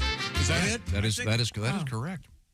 Yeah. I thought it was just the mariachi theme. Now we're doing a special show on Friday in honor of the Indianapolis 500 coming up this weekend. And maybe next year, I've already got everything booked for this. Maybe do you want a mariachi band next year? No. See, this is For that nothing. show? This is so you. Nothing but hollow promises. Something none of us will remember this in a year and a week. So I don't know why. Last time I brought you're running your trap about it. Okay, fine. I'll surprise you with a mariachi. Do you want to I do? bet you No, can get we it don't done want a mariachi if band. if you apply yourself, we've seen what you can do, and with short periods of times, I bet you could get a mariachi band together by Friday. I could, but we don't have room for them. Yeah, exactly. Why do it on the most hectic day? of Yeah, the no year? joke. Why Do not? it on a random Tuesday. I say, why not? Has nothing to do with the Indy 500 mariachis. Why don't we do it on May I'm trying to think of What a about possible Cinco de stretch. Mayo? Because they're all booked on that. I believe day. Elio Castroneves used to be in a mariachi Really? band. He's not from He's Mexico. not from Mexico. I believe he is. I think he is. He's from Brazil, you idiot. Right next to each other. Well, I know he speaks Spanish then. Portuguese, you moron. What's happening? Well, then he's from Portugal. Yeah. Get your facts straight. I've got morons on my team. It's Brazil. But you know what we're going to do? I'll tell you what. What's wrong? Should we get one for the Omaha Steaks cookout? Now you're talking. Because we're doing our cookout. Is it that Yes. next week? Yeah, I'm think it's not in sure. June. I don't still know. don't think it's fitting, but What? it should be like a Taco We'll Tuesday. make carne asada. How's that? that takes marinade. Oh, God. Not the marinade. When he's right, he's right. Okay. You know something? We are talking Omaha Steaks right now because this is the perfect Father's Day gift. I mean, there's nothing better because you don't get your dad a tie, all right? Don't get him a picture of you. Hi, Dad. Put this on your desk and think of me and the fact that I didn't get you any Omaha Steaks. No. Man. Father's Day is right around the corner. Give him a gift that's guaranteed to take him to his happy place. Give him Omaha Steaks. Because a world-class dad deserves a world-class steak, doesn't he? And the Father's Day experts at Omaha Steaks, they've made it easy with hand-selected gift packages starting at only $89. Go to omahasteaks.com. Use this promo code at checkout, BTS. That's right. That's BTS. For an additional discount when you shop gourmet gift packages for Old Dad's Day. Pick from premium proteins like the juicy pork chops, air-chilled chicken, and beefy burgers. Maybe grab some of those jumbo franks. Your dad is guaranteed to love every bite. Go to omahasteaks.com and use promo code BTS to get exclusive savings. That's right, Josh. Well, who do we have here? I'm Jumbo Frank. Frank, it's so good to see you. Make sure you get all kinds of good things. Hey, Mr. Omaha Steaks, Jumbo Frank. Yes? Is Luigi Lasagna here? He is in the car. That's my favorite, from Omaha Steaks, but we're not supposed to talk about the lasagna. Well, he'd be happy. They don't want too many people to buy it because they want to eat it themselves. That's right. That's how good it is. Thank you for stopping by, Jumbo Frank. I have more to say. We don't have the time. Shop for unforgettable gifts that are guaranteed to make Dad's day, because if there's one thing Omaha Steaks knows, it's that dads want steak. omahasteaks.com, promo code BTS at checkout. You're going to save on exclusive packages starting at just $89. Thank you, Omaha Steaks. Perfect gift. And when you give it to your dad, you go, Dad, here's your hint. That's right, Omaha Steaks. And Father's Day, June 9th, so you're running out of... June 16th. You're running out of... You could make some nice... 16th, what is it? June How about some, 16th. Yes. steak tacos, maybe? Wouldn't that be good? Steak nachos? How about that, Josh? And come November, make sure you vote for... Frank! Hey, come on! Frank! Frank. Hey, We hey, can never hey. have him on too long. Fast Frank. He's always trying to push his politics. Damn it, Frank. The jumbo fatty. June 16th. Okay. I'll get you your mariachi band, and then you'll be tired of them after a couple breaks. You'll be mad at me. Well, there's that. Until right this moment, I had no idea you even noticed or cared if I was mad at you. I ever. insist they stand right behind you. No, I don't. I'm in. I mean, we had that great stunt where for the senior prank, they had the bagpipe guy follow the principal around. Yes. How funny would it be if next year it's a mariachi band? And the guy's trying to conduct business. Well, we got him. We're coming right back. It's the Bob and Tom Show. Essential Morning Radio. All day and all.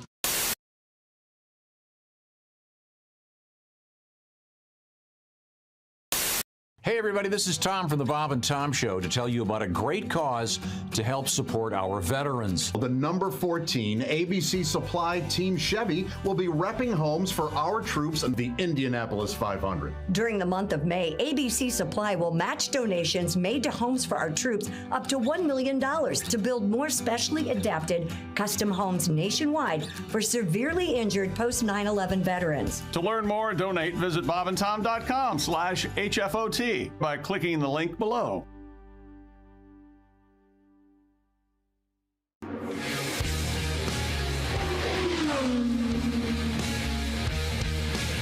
I'd known Mike Pence since 1998 when I was working for WIBC and we moved downtown. He was working on Radio Network Indiana, and our offices were right next to each other. And this was before he ran for Congress and won, and way before governor and all that. And so we would go to lunch twice a week and just talk about that, this or the other. So then he became a congressman, and then he ran for governor, and I got to help with his campaign a little bit. I mean, I hosted his announcement party that he was running for governor, and I hosted his prayer breakfast as part of his inauguration and all that. So I was, just thrilled that, he and Karen had been lifted to this point. So in 2017, he had just been sworn in as vice president. And he was coming back to the 500 for the first time as vice president. And I'll never forget that morning, like 5 Black Hawk helicopters coming in and landing back on the golf course.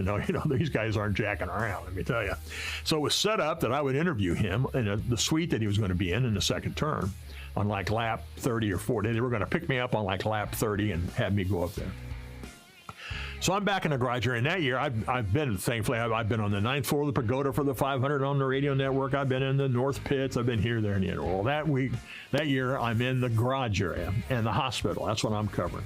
I'm the guy nobody wants to talk to because you've either broke or you crashed if you're talking to Dave. So it gets to be about half an hour before the start of the 500. And, of course, oftentimes on the first laps, there's an accident, and so I would have to go to the hospital and interview somebody. And then in like an hour, I'm supposed to go interview the vice president. So I thought, I better take care of business. So I go in the bathroom. I'm the only one back there. Everybody else is out on the starting grid. So I go to the bathroom, and I got a belt on that's holding up my pants, and I got another belt that's holding up my radio gear. So I get everything all situated, and I'm holding up my radio network belt with my little finger, and things are going fine. And all of a sudden, my finger slipped off that belt, and the river jumped off its banks all over the front of my pants, my khaki pants. A half an hour before the start of the race, an hour before I'm supposed to interview the vice president, I'm surrounded by 300,000 people. There's no way I'm going to run home and get another pair of pants. So, man, I'm grabbing towels and I'm wiping to beat the band. Oh, my gosh. And I do that. So, again, I'm the only one back there. So I jump on my golf cart and I run over to the south part of the garage area. And I'm standing out there in the sun and the wind going, come on, Mother Nature. And thank goodness, A, nobody crashed on the first lap. And B, my pants dried. Because what would what would be the reaction of the Secret Service when I come walking up to interview the vice president with Lake Michigan on my pants? So, but thankfully they all dried out. But I got to thinking afterwards, every square inch of that infield is covered with video. So somewhere on the 9th floor of the Pagoda, there's a guy staring at a bank of monitors going, "Will you look at that? Wilson pissed his pants."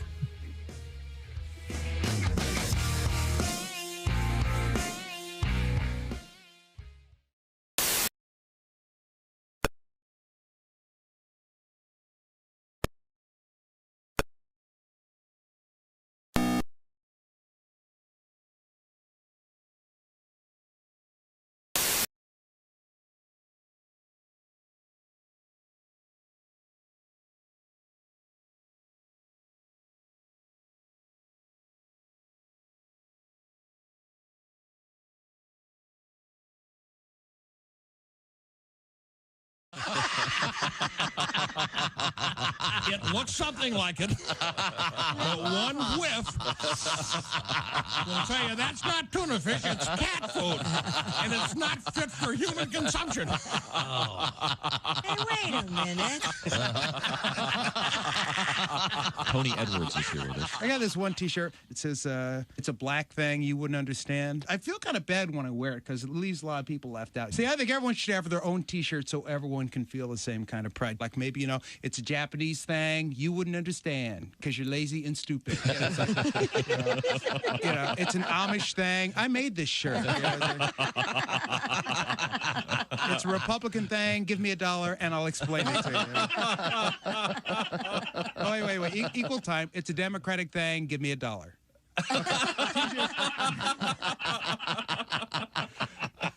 Understand, wouldn't you? Thing dyslexic. It's.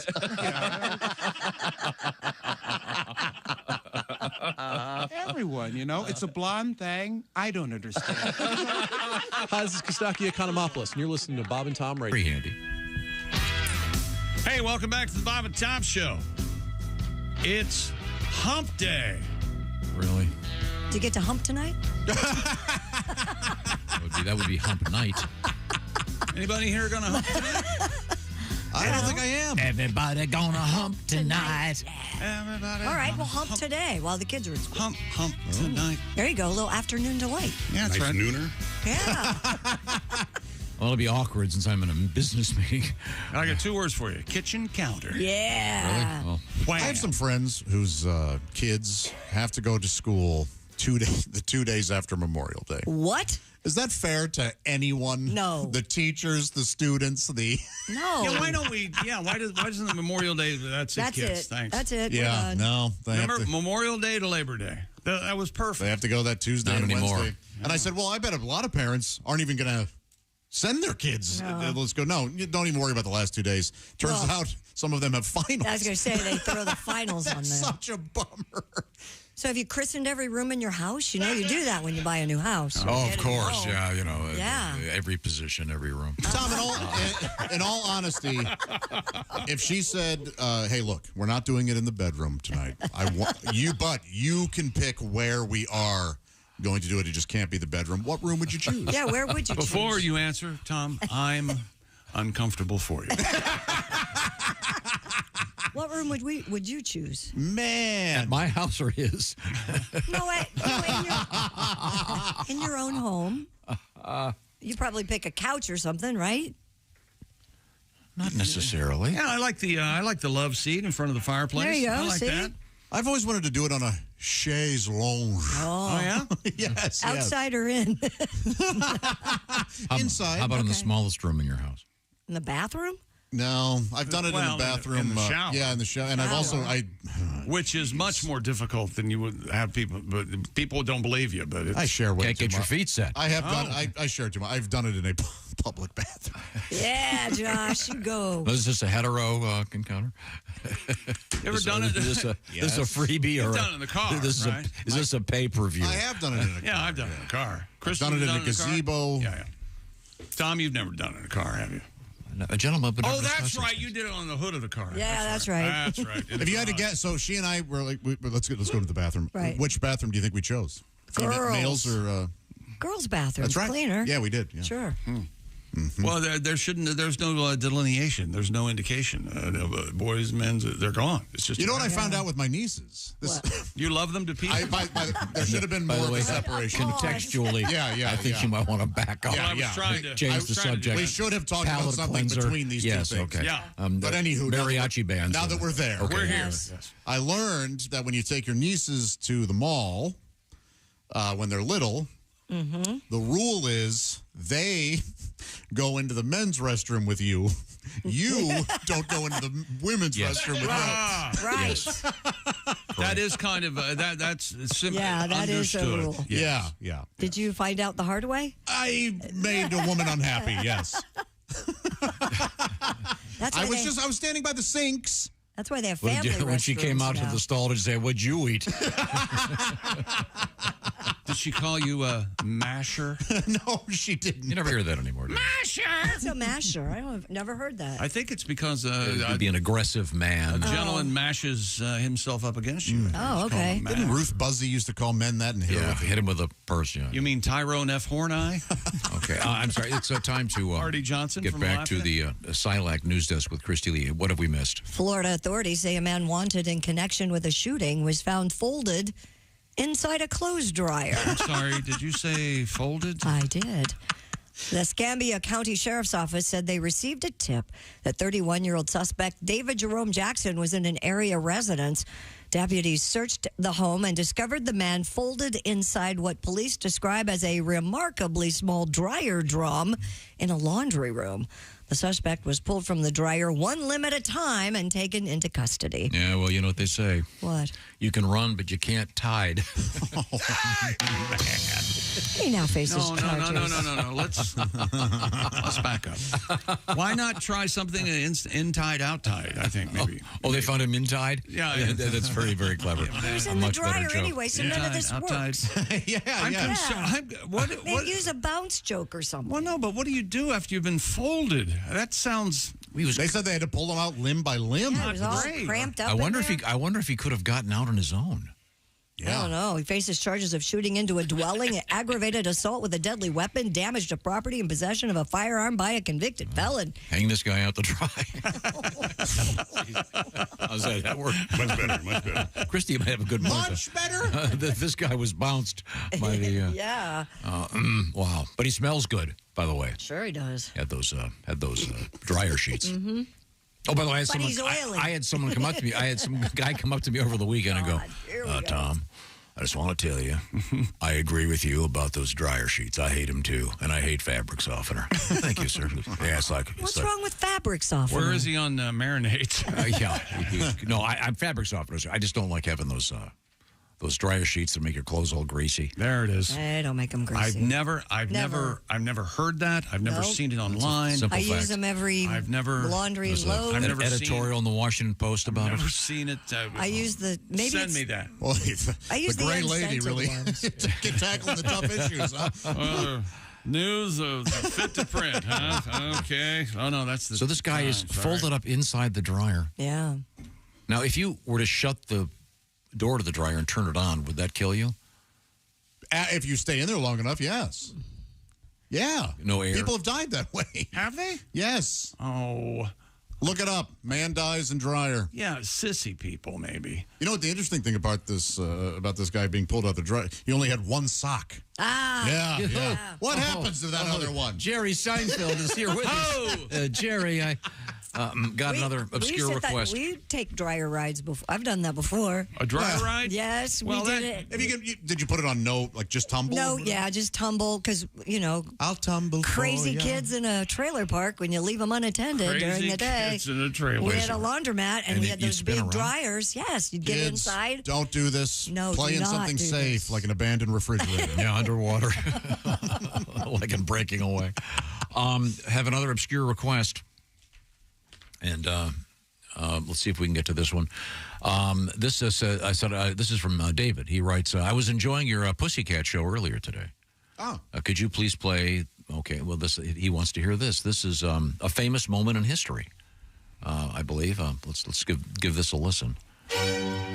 Here at the Bob and Tom Audio Institute, we catalog key pieces of audio for archival and historical purposes. We continually research and examine significant pieces of audio to ensure their accuracy and validity. Today, we look at the first ever recording by Thomas Edison, where in 1877 he successfully recorded the following on a primitive wax cylinder. A little piece of practical poetry. Mary had a little lamb, its fleece was white as snow, and everywhere that Mary went, the lamb was sure to go. The distinguished staff here at the Bob and Tom Audio Institute noticed the labeling method used by Mr. Thomas Edison. This famous piece of audio was labeled 05TE for Thomas Edison, 02. Knowing this format is industry standard to this day, we here at the Institute theorize there must be a 05TE01. After years of research and investigation, we have uncovered the following audio cylinder. This is the very first ever recording by Mr. Thomas Edison. Okay. The first words I spoke in the original phonograph. Here we go. What's up? This has been a Bob and Tom Audio Institute exclusive. Thank you for joining us. Who knew that would become so famous? There's more. We'll get to that coming up, but we return to Christy Lee. Oh, wait a minute. We got a story that I was going to do that I forgot. I have having so much fun. The ask, indeed, maybe more special than the dance for 2 New Jersey high school students. It's prom time. Yeah, it is. Philadelphia Phillies first baseman Bryce Harper recently helped Haddonfield Memorial High School senior Jake Portella with his promposal. Haddonfield High School's in the movie Halloween. Really? Yeah. Is that right? Yeah. Wow. In a video that's gone viral, Harper and Portella knock on Julia Leonetti's door. She answers, visibly surprised by seeing Philadelphia Philly Bryce Harper at her front door. She looked at him and not really noticing Portella's, I'm going to cry, she said. Aww. Harper then proceeds to ask her to the prom for Portella. Jake wants to ask you to prom, so I thought, there they are. Aww. I thought I'd help him out. So will you go to the prom with him? There, she's got her. Oh my God! I can. Yeah. No, but I'll do you right now.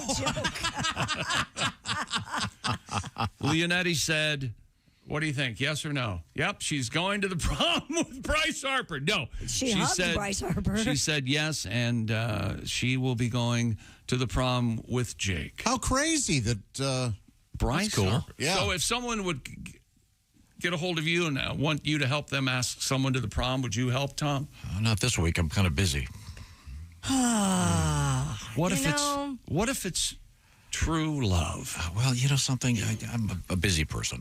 Why don't you do it? That's very You've sweet. got nothing to do. Well, you know, when he's right, it's right. My gosh, I'm available. The How's that? promposal. Yeah, Chick, you'd be a wonderful promposaler. Hey, my buddy here, Stevie, wants to know if you'll go to the prom with him. Okay. Would you wink? Yeah. Slip her a condom? Something utterly inappropriate. A dental dam. Yeah. A dental dam. Yeah. Don't forget your dental dam. Don't forget your dental dam. Here's a rubber. I was reading a story. Don't ask me why, but I got caught up into the story about. Had rubber in it? Yeah, the Bunny Ranch out in Nevada. Sure. There was a TikTok guy or, I don't know, podcast guy, but he did an in-depth interview with some of the people that work there. I didn't realize both men and women have to wear a condom to be participating with one of the ladies. That sure sounds fun. Sounds like an NBA game. Yeah. A lot of rubber hitting rubber. Can I pay $1,500 to feel nothing? Yeah. Wait a minute. What does a female condom look like? That's what I wondered. It's like a man's condom. You just tuck it in instead of wrap it around. Oh, really? You have to staple it on? How does it stay in there? Is that a dental dam? Is that what they're talking about? No, that's for your mouth. Well, I know, but they have the kind of internal condoms. Yeah. Also called female condoms. Are pouches that you put inside. Okay. So it is like that? They cover the inside of. But if you're a woman on woman. How do you get them to stay? Staples? Yeah. A barrier that keeps sperm from reaching an egg, and you cannot get pregnant. But I guess when I read that, I, in my head, thought woman on woman. Right. Why would you need a condom? BD. Well. So now you're getting that through a piece of plastic? Boy, that's got to feel great. Yeah, that's... this woman, you don't want her to get genital periodontal disease. You're receding down You there. thought my bleeding gums were bad. Okay, from... Recede. This is an online site, World Condoms. Uh-huh. Which, if you look closely, I don't know if Wasn't that a band in the 80s? You'll be able to see this or not. World Party. A World Party. I was close. You see this little logo up here? It's the Earth with a condom on the top. Oh, yeah. Classy. World Condoms. You can get, 6 female condoms for $17.95. Man. It is mystifying, though, as to how they go on. In. Yeah. I'm sorry, you're exactly right. Yes. Just remember, contraception and any sort of birth control is the woman's responsibility. Oh, thank you. You had the Josh Angers the World audio. And now Josh is again angering the world. You got to buy them if you want. As you can see, the diagram is leaves leaves, I don't know if it's clear or not, but I can't see it. They call those foolproof instructions, I believe. Yeah, there's not much left of the imagination. Okay. Now, what's coming up, Christy Lee? Coming up, we'll talk about testicles. Why not? Hey! We're kind of on the subject. I like mine. Bulls. Yeah. All right. Well, they might They may be full of imbued plastic. with plastic. Yeah. What? Yeah. You're gonna find out about plastic in your testicles. Imbued? Whatever the word is, I forget. I'm busy over here doing something else. Also, we have moose news. We have a couple of mooses in the news. Let me tell you about news from Raycon. That's right. Their everyday earbuds have been upgraded. They just launched their new model of best-selling everyday earbuds. Now you also get active noise cancellation, ergonomic design to fit the widest range of ears, and multi-point connectivity that is exactly what you think it is. It lets you pair with 2 devices at once. Plus, weatherproof and sweat-resistant, and available in some brand new colors, too. All their classic colors, of course, and they've added blush violet, forest green, and royal blue. Raycon offers a 30-day happiness guarantee. So what, indeed, are you waiting for? Go to buyraycon.com/Tom today and get 20% off your already low Raycon order plus free shipping. 20% off and free shipping at buyraycon.com/Tom. That's buyraycon.com/Tom. Now, what's happening with Peeps, Pepsi, Sour Patch Oreos, and a moose? Moose on the loose? A moose on the loose. A couple of them, in fact, in the news. And Snoop Dogg. Big Snoop Dogg news and real canine dog news coming up. This is the Bob and Tom Show. Got something to say?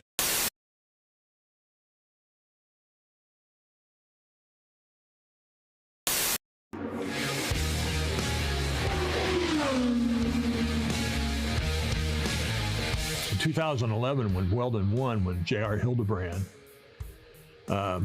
crashed on that last lap, a lot of people don't know this. His spotter in the third turn was so confident they had won, he had left his post in the third turn and was running down to be in victory lane. And so he wasn't up there to tell him, hey, JR, slow down, watch out, there's a slower car ahead of you. And then he hit him and he crashed. And Weldon wins. So the race is over, everybody's going, where's Hildebrand? Where's Hildebrand? Everybody's looking for Hildebrand. Well, I was back in the garage area, and all the pit guys running around, where is he, where is he? And I go, I'll tell you where I think he is. He's back at his pit, apologizing. They go, Wilson, go to the hospital. I go, he's not in the hospital. He's back in the pits apologizing to his crew. So I hightail it to Panther Racing Crew, and lo and behold, there he is. I'm the first one to get him.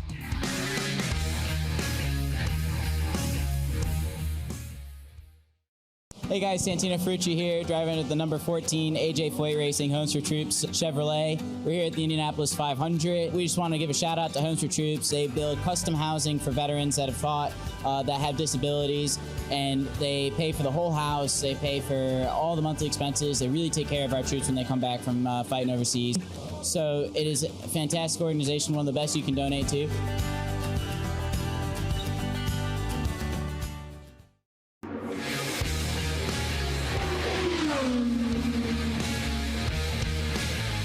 Well, Dan Weldon was the Lionheart was a 2005 and 2011 Indy 500 winner, and he was just such a personable person. And one of my favorite moments was after the 2005 500. In 2006, we come back, and I remember interviewing him and him talking about the effect of going back to his hometown in Emberton, England, and the reaction that he got being the Indy 500 champion, and how much that meant to him. I could tell when Juan Pablo Montoya, I don't mean to any disrespect, but when he won the race in 2000, I don't think he realized what he had done. It didn't mean that big a deal to him. And when he won in 15, I think it did. But in 2000, I don't think it meant that much to him. But to see Weldon's passion, and to see him with his kids when they were very, very little in the garage area, and just his confidence in August, after he won the race in May of 11, and then in August, they had announced that big race that they were going to do in Vegas in October, and this was August, and he was back doing PR for that event during the Brickyard, and I saw him in the media center. I did a last interview with him, you know, about does it ever get old? Oh, no, it doesn't get old winning the Indy 500 and how important it was to him. But just his passion, how deep he felt about that.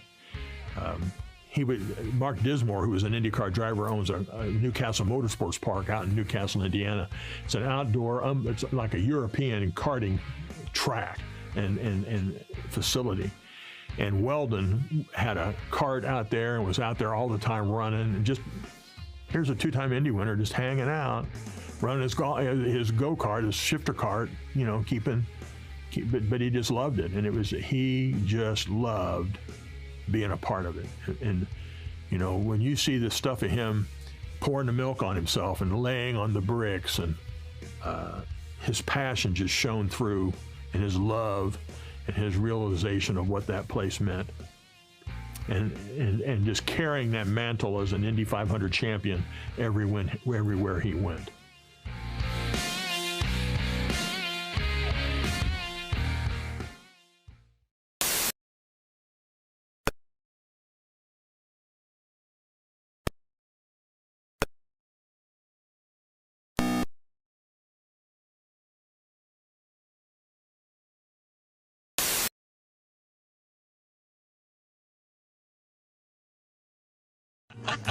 Just say to your grocer, snap, crackle, plop.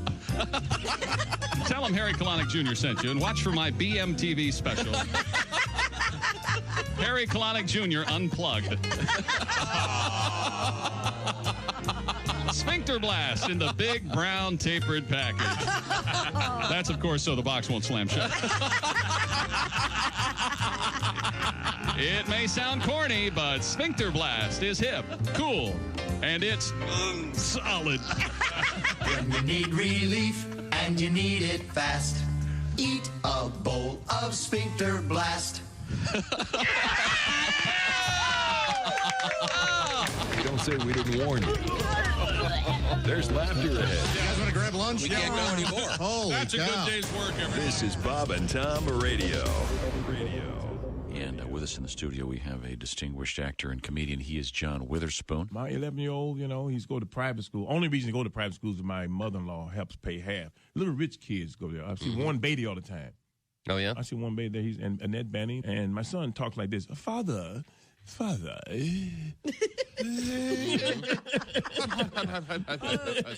you like a toddy?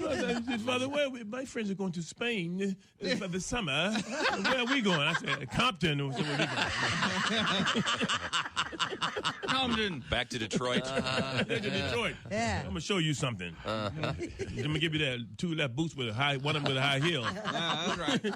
Can I say something about driving on the highway, first of all? Sure, yeah. People got to focus. It's scary out there. Amen. I was on a highway. A guy next to me is texting while he's driving. I'm like, look at this son of a... And then I hit a car. So I think it's dangerous. I think he won that round. Game, set, match, yeah. Accident next to me, LOL. Exactly. OMG. How can you text and drive? WTF. No, I see it all the time. I can barely see the I've done that. letters anyway. I drove by I told you this. I drove by a lady with a book open on her steering wheel. Reading. And eating a pizza. Tell me, wait a minute. You know what? Pizza. Hey, this is Larry the Cable Guy, and you're listening to Bob and Tom Radio. If you're not, you're a communist. To find us coming up. Hey, welcome back to the Bob and Tom Show. We've had quite the show, and we've still got more to go, Tom. Now I've got more of the original Edison wax for you. You know, I mean the famous Thomas Edison, the very first recording of his voice, hidden recording. Yeah, let's give this a listen. The first words I spoke in the original phono. Mary had a tight little and everywhere that Mary went, I would get a pizza patch. Thomas, please.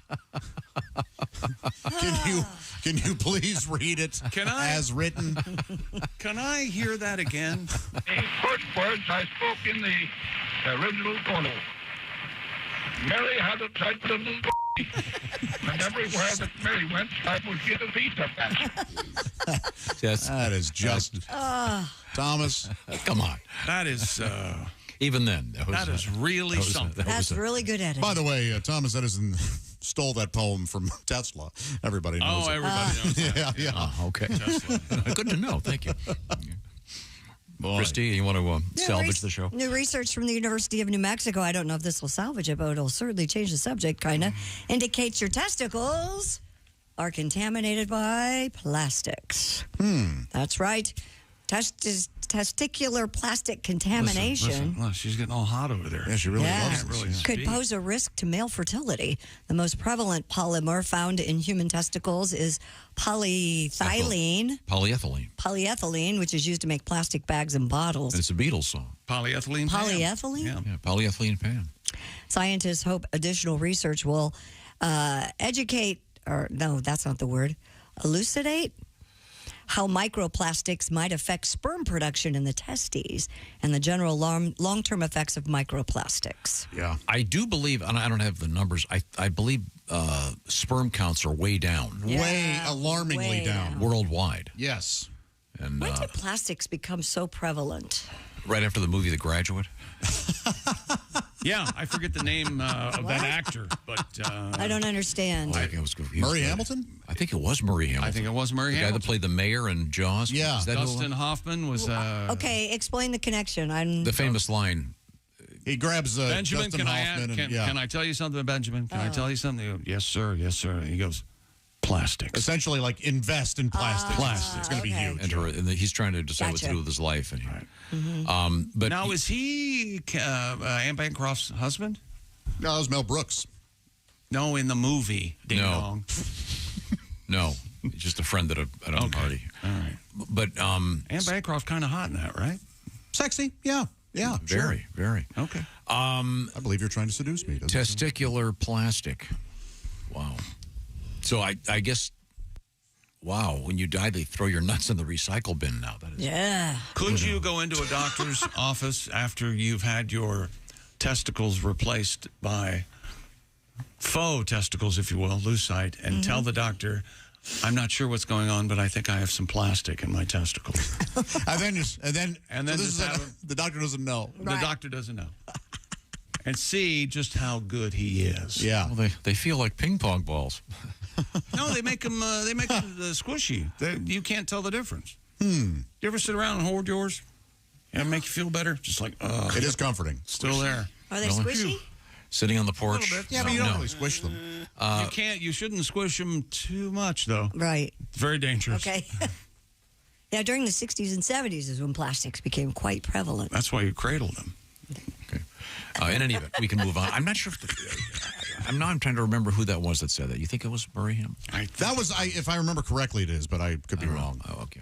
I often am. That's one of the most famous scenes, though, certainly in that movie. Certainly. I can't imagine an adult. All I just remember is the leg with the stocking on it and Dustin Hoffman in the doorway. That's what I remember. That was the poster. And? Yeah.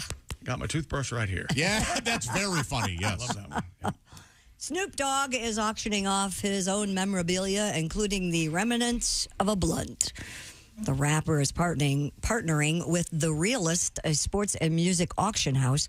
Snoop will be selling items including photos, PlayStation consoles, autographed TV scripts, and master recording tapes. The Snoop Dogg smoked blunt, which is being sold as is preserved in resin and displayed in Snoop's personal ashtray. Is he giving the money to the family of the murder victim he was involved with? Does not say that. Oh, okay. The listing notes that it's the first ever authenticated Snoop Dogg roach. It has a current bid of $514 with 25 days left on the auction. So he didn't finish at least one. Yeah. There's that. So how would he put it? I'm getting rid of all my shiznit. What is Shizzle. Shizzle? Yeah. What are you, me and Dante Bichette? What are you doing over there? Shizzle? Okay. Wow. That's interesting. If you're a fan of the cannabis, Willie Nelson and his wife Ann have a new cannabis cookbook coming out. Oh, yeah? Featuring recipes for everything like buffalo wings to chocolate cake, all using cannabis. Yep. It'll also have a chapter on making cannabis-based ingredients like simple syrups and tinctures. It'll be out November 12th. What is a tincture? Isn't it like a drop? Drop? Like a drop? Yeah. Oh, okay. Yeah. Tincture of iodine, I guess. Wow. Doesn't that ruin the taste of the food? I wonder if it does. Well, they make a lot of stuff with that marijuana butter, THC-infused butter, like brownies and But isn't stuff. it like a perpetual motion machine? You eat it and you get hungrier and you want to make more. Yeah, I'm not into edibles, so I don't really know. Okay. All right. Well, thank you. But if you are, you might be interested in our story coming up because there are some very interesting flavors out there that have hit the stores recently, and we're going to talk about that. Okay. I have yet to find the gentleman who it was not Murray Hamilton. Oh, okay. But apologies for the misinformation. Did you know Richard Dreyfuss was uncredited in The Graduate? He was in one of the other in the apartments. hallway beating the door, right? That's right. And Jonathan Hole was an actor who was in the Graduate. Oh, Johnny Hole. Johnny Hole. Right in the old Johnny Hole. Jonathan Hole. H-O-L-E? H-O-L-E. Huh. Yep, it's Jonathan Hole, too. It's not Johnny Hole. Or Jack Hole. Not that Okay. Good to know. Thank you. Thank you very much. Also, big Moose news coming up. This is the Bob and Tom Show. Thanks for listening to the Bob and Tom Show this morning. Catch any part of the show you missed later today on our YouTube.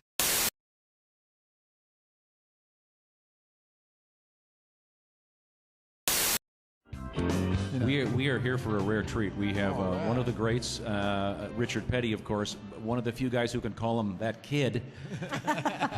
Who's that little kid? That is the great Tom Carnegie. Mr. Carnegie, what a pleasure to see you, sir. How's it going, man? How many years is it, sir? Is it 61 years? How many years at the Speedway? Well, I did 61 races, which covered a span of 60 years plus 1 day. That's great. Every time, you'll see. And that was the horrible day I spent with Bob and Tom. Thank you, sir. It's great. We'll be watching that old footage. Yeah. You'll see the old black and white footage in the background. You'll go, that's Tom Carnegie. Well, it's such a great pleasure to have you. Are you going to get to do any announcing today? I can't hear you. Is that Derek Daly? That is Derek Daly. You might have met Mr. Richard Petty right there. Well, I recognize him. And his friend Todd Whitworth is here from Window used World. to come up here and bother me a lot. Did he now? He tried to keep me from setting a track record. I just love the way you say it's a new track record. Now, we're probably not going to hear that today. And it's a new track record. We did get to There hear you go, the stuff of legend, the great Tom Carnegie. Are you going to be able to get on the PA today? Do we know? Is that the plan? Does anybody know? Yes? You're going to get to talk in the public address system, I understand. No, not. This is the only address system I'll be on. Okay. Is the Bob and Tom Show. Okay.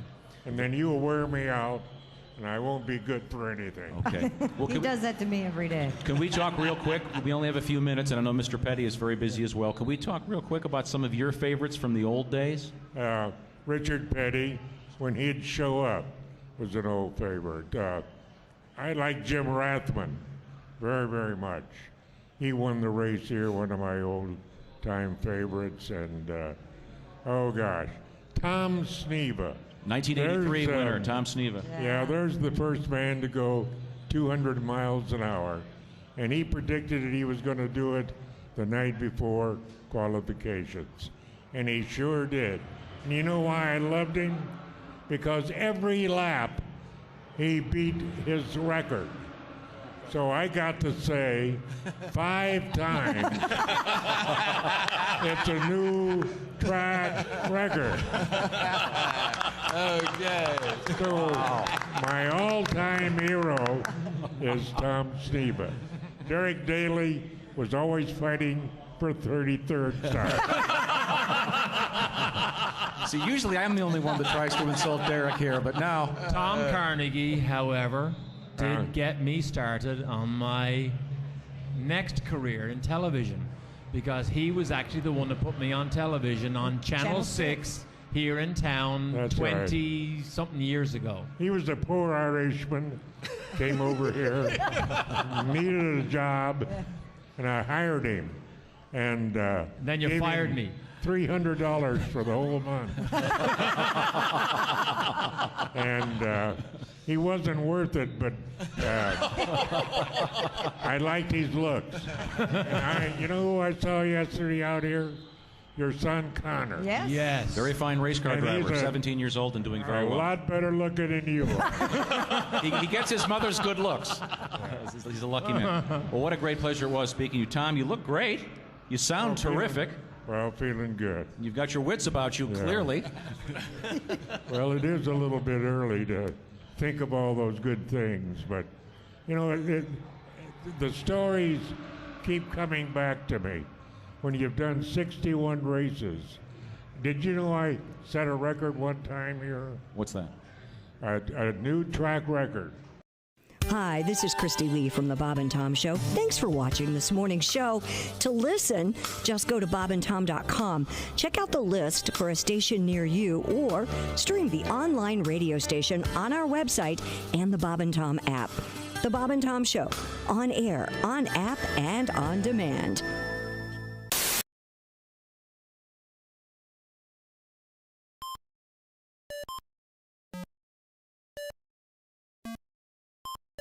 Hey, did you enjoy those videos played in that break? Check out the Bob and Tom YouTube playlist for more great stuff.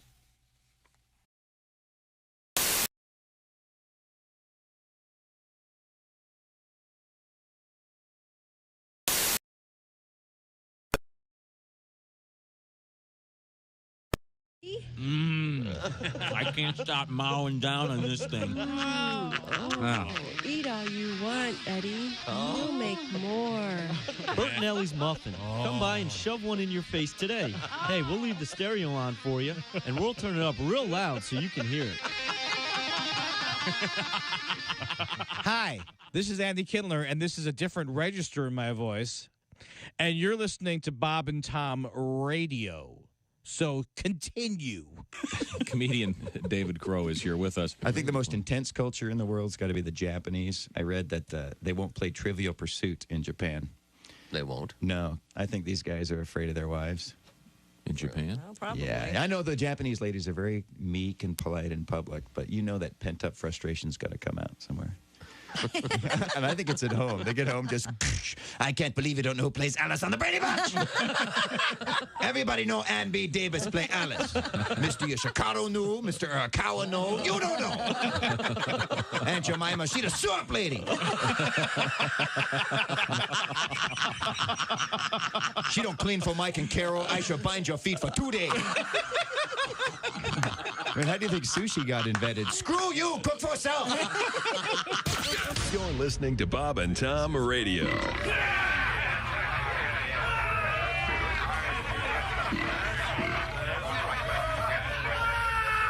Essential Morning Radio.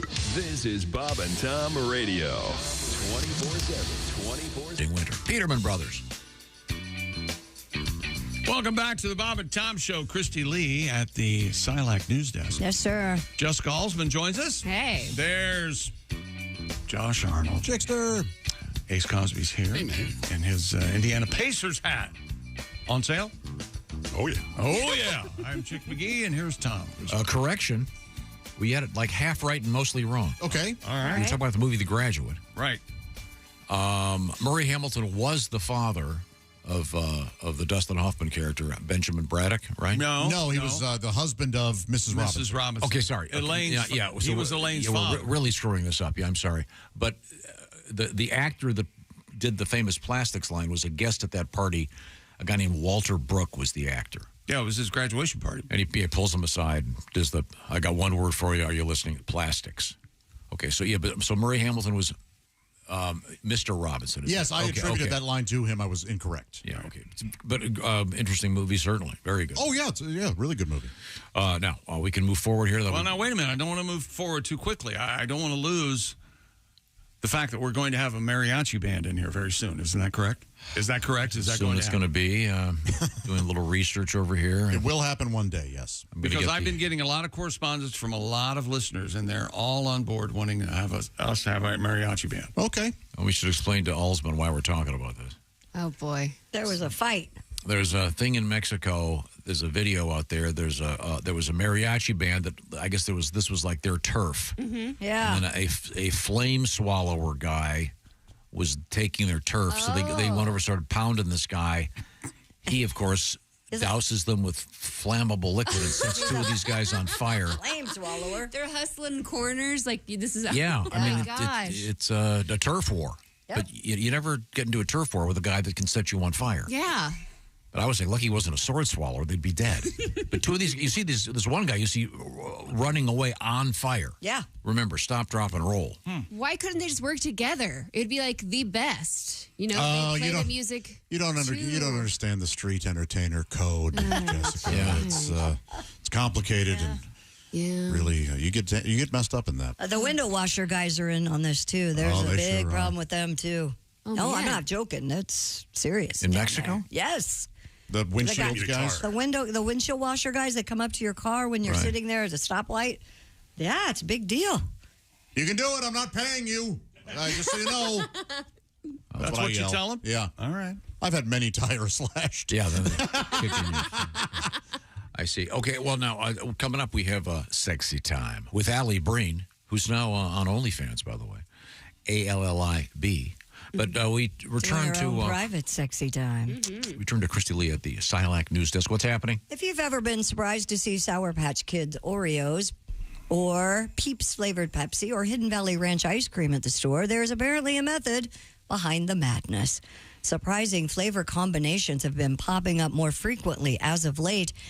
And although there are usually limited time offers, some become so popular they are permanent, like Lay's Flamin' Hot Dill Pickle Chips. I thought you were going to say dildos. I don't think you want a hot dildo. No, you don't. Not flaming. You can't have just one. No, what about is this, you're supposed to put like a spicy cough drop in your mouth or something when you're spending some time with your... the Altoid thing? Yeah, Halls. An Altoid, like a peppermint or a mentholated lozenge, if you will. I've also heard Halls, Christy. Don't just stay narrow-minded to the Altoid. Only? Try it all. It increases her pleasure, Tom. Hers? I thought it was for him. Lost it. I guess it could go both ways, but I've always heard it with the lady. Well, that's because I'm a police. Yeah, you are. Stick you down there. So I thought we were talking about flaming. What is it again? Flaming hot dill pickle chips. Wow. Ugh. The odd flavors. Are they going after the pregnancy market? What is happening? I don't know. Pickles? Yeah. Pregnant ladies want pickles? But as I said earlier, this is a stoner's paradise. Mm-hmm. They're coming out with just all this crazy stuff, mixing all kinds of food and... Yeah, the odd flavors are a means for brands to grab attention and stay relevant, but they are also a response to changing consumer tastes. Mark Lang, a food marketing expert and associate professor of marketing at the University of Tampa, quote, "We are variety-seeking animals. It's in our wiring. We like to experiment." There's I forget the gentleman's name. He's a comedian from Canada, and he talks about how, boy, your food here is insane. He goes, it's a little different in Canada. Our food is not actively trying to kill us. The Baja Blast Dorito. I mean, I love all those gimmicks, though. It works. I'm the person that's like, well, got to try it. Oh, really? Oh, not every me. time. They've lost their minds, though. Some of the flavors are crazy. See that Slim Jims is partnering with Ozempic? No. Really, Slim Jims? Are they going to be really Slim Jims? That's exactly right. Slimmer Jims. Slimmer Jims. Anorexic Jims. Now, Christy, are you going to do the moose stories, or are they I'm too doing them right off-putting? here. Just Okay. give me I thought you were putting them off. authorities in Alaska. Hang on. If you're going to do the moose Look, story. see, I had them right there. I know. Hold your hands above your head like antlers. And then do it. No, like this. And then do the moose story. How many antlers do mooses have? 16 even. I only have 10 hands. All right, he's getting irritated. Go ahead and do the story. Well, it's kind of sad, really. My I'm sorry. Authorities in Alaska say a man was killed by a moose. Oh, yeah. After he attempted to photograph her newborn calves. Get a load at what he did. Yes. Alaska Public Safety spokesman Austin McDaniel said the victim, a 70-year-old Dale Chorman, and another man were walking through the brush looking for the animals when the cow moose attacked. The second man was not injured. Well, which is it, a And cow or a moose? This was the traditional story where the family said he died doing what he loves. He loved Bothering taking, animals. No, he loved taking photographs of animals. Having his flesh chewed off his body. Yeah. Oh, you don't mess with a mama, though. No. Yeah, you know, and especially her calves. In fact, I know human women, you know, Mess with our calves. you know, mess with their calves. You say the word cankles. Female moose They're going to be pissed. have antlers? Do what? Do female mooses have antlers? Oh, I don't know. No, they probably kick the crap out of the guy. Yeah. Yeah. Fair question. They don't have the antlers. Aren't those in the boys? They're gigantic. Yeah, I bet it did stomp him. They're the size of a horse. Knock you over and just No. step They're on bigger your than head. a horse. Yeah, you have no idea till you see them in the wild. They're bigger than you could possibly imagine. They're like the size of the P.F. Chang's horse. Yes. Yes. Big. That's exactly right. That's not our only And they've moose got story. this goo on the side of the road that they take their hooves and they mush. You know, like a... Yeah, what is that called? The cat will do that, like making yeah. biscuits or Yeah. whatever they call it. Moose will do that on the side with it on this sweet goo. To them, it's sweet, and they love it. It's crazy. Police in Canada say an ambulance collided with a moose while it was responding to another moose collision. There are moose everywhere. According to Ontario Provincial Police, the first crash occurred in the middle of the night near Tea Lake in Algonquin Park. Global News reports the car struck a moose, left the roadway, hit a tree, 2 people injured. Police said one of the 2 Muskoka Paramedic Service ambulances responding to the scene. I'm proud to be something from Muskoka. Collided with another. Oka from Muskoka. Collided with another moose while on the way to the first moose hit. Wow. The ambulance was extensively damaged. No one was injured in the second crash. Are the moose suing? I don't know yet. They're litigious. Yeah. Yeah, you know He's what got they to call say. the hammer or somebody. I don't know. Moose hits sink ships. Do they say that? They don't say that. Do they say? Well, it's official. I've lost my mind. I'm laughing at that. No, the classic, you know, smooth moose, X-Lax. What? No? Evidently, he's got a bunch of them over there. No, you can't get mad at him. He's the only one trying. That's true. We're just sitting here heckling. This is the worst episode of Rocky and Bullwinkle ever. Hey, Bullwinkle. Oh, my God, I get hit by an ambulance. Is it moose rutting season? Is that why there are so many mooses out there? Oh, no, she just had babies, so I guess that's already passed. That's sad that one moose was on the way to see the one that got hurt. Yeah, I was just trying to visit my hurt friend. Yeah. A fashion designer threw a pet gala at New York's American Kennel Club's Museum of the Dog recently. Museum of the Dog. Or gala. Do you say gala or gala? I say gala because it's funny because it has the word gay in it. Gotcha. Designer Anthony Rubio hosted the fashion fete. I'm guessing this one will be a gala. You mean Judging by the fete, not the fete. Oh, I like fete better. You like fete and gala. Yes. Have you seen pictures of these dogs? Canines Here we go. There's donned one. couture similar to what celebrities wore at the Met Gala Okay, earlier I this love month. dogs. I love That everything is about so dogs cute. except this. No, Yeah, don't do that's this. so Don't dress up, but don't dress up dogs. They don't like it. $300 ticket I hate it. with the proceeds going It was a benefit for the dog. benefit the museum. Well, just give the money. Dressing that dog up like that is not benefiting the dog. I'll Some tell of you the that. Met Gala's You know, most did you see any of it, though? talked about No. stars. I hate the Met Gala for sure. Terrorists, if you're going to strike something, make sure it's the Met Gala. Jeez. Now, What? they had all kinds of cool designer stuff. No, they don't. Yeah, they do. Didn't they do one that looks just like, what's her name? They dressed up Daffodil the Pomeranian like Jennifer Lopez There you and go. Kimba the Chihuahua in one of Zendaya's looks. Was she wearing a Poochie? Mr. Rubio said the dog's outfits Burberry?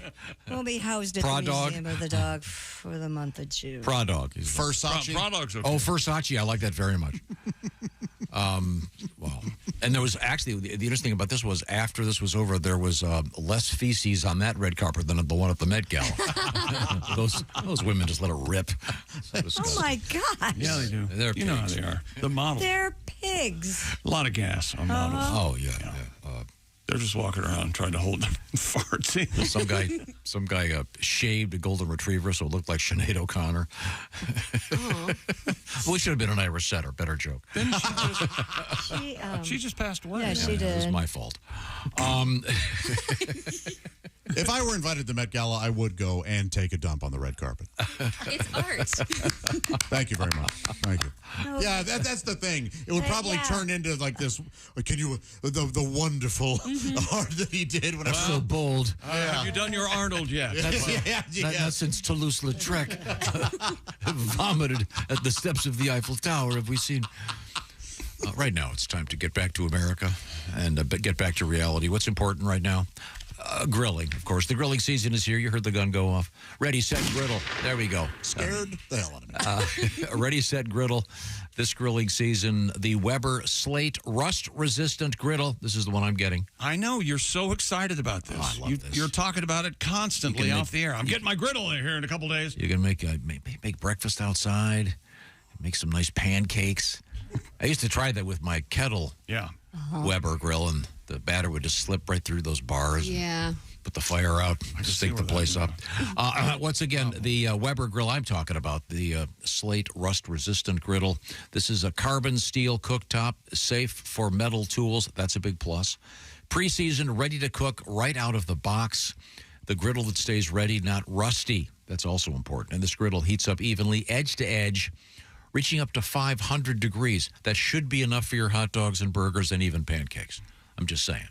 The Weber Works Prep, Cook, and Store system keeps your cooking supplies handy, so you don't have to keep running back inside the house and locking yourself in, and then all of a sudden your food's burning outside.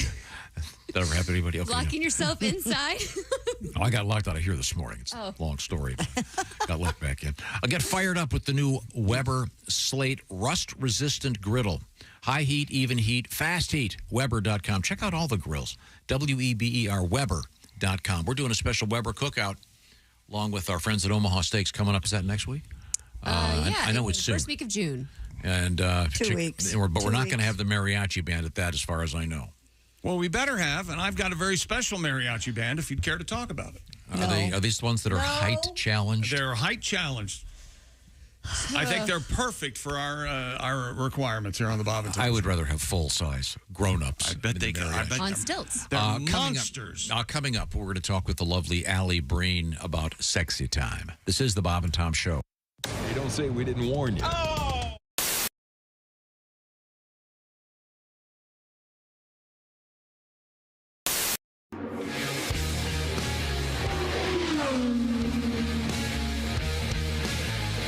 It's a tradition. I mean, this will be the 107th running.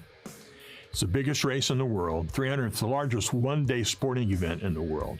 With the largest crowd. I mean, they don't release figures, but it's over 300, probably closer to 350. Probably at one point it was over 400,000 when they let a lot more people in the infield. But nevertheless, it's easily over 300,000 people one day. It's just an event. It happens on Memorial Day. It's to help celebrate our veterans and our freedom and to commemorate that. The listening to it, you can listen to it on the radio, which is fabulous. You can watch it on television, which really does. Television really doesn't do any event, especially Indianapolis Motor Speedway and Indy 500, 2.5 miles. It can't do it justice. It does the best it can, but being there for those pre-race ceremonies, you just can't describe it. I know I've so many people that have gone for the first time, and it's like, wow. I've watched it on the radio. I've watched it for years. I've listened to it on the radio for years. But being here with all these people and all this energy and all this going on, and just how fast they are. Television cannot capture how fast these cars are.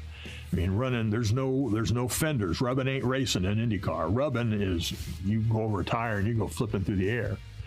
So I think what makes it as important is tradition and how long it's just been around, and that it is a piece of Americana that is unique to Indianapolis, and I think unique in the matter of all the different people and the time of day, the time of year, and the people that it celebrates.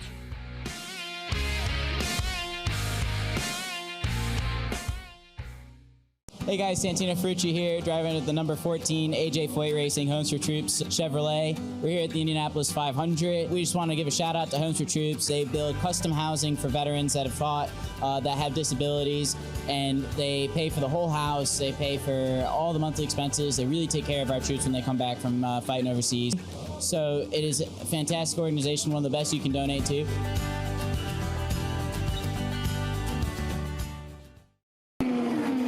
Race fans, it's May, and you're out at the track. You're hot and thirsty. If you don't get some relief quick, just like those Indy cars, your body's gonna overheat. That's why you need the cool, refreshing blast of body fuel.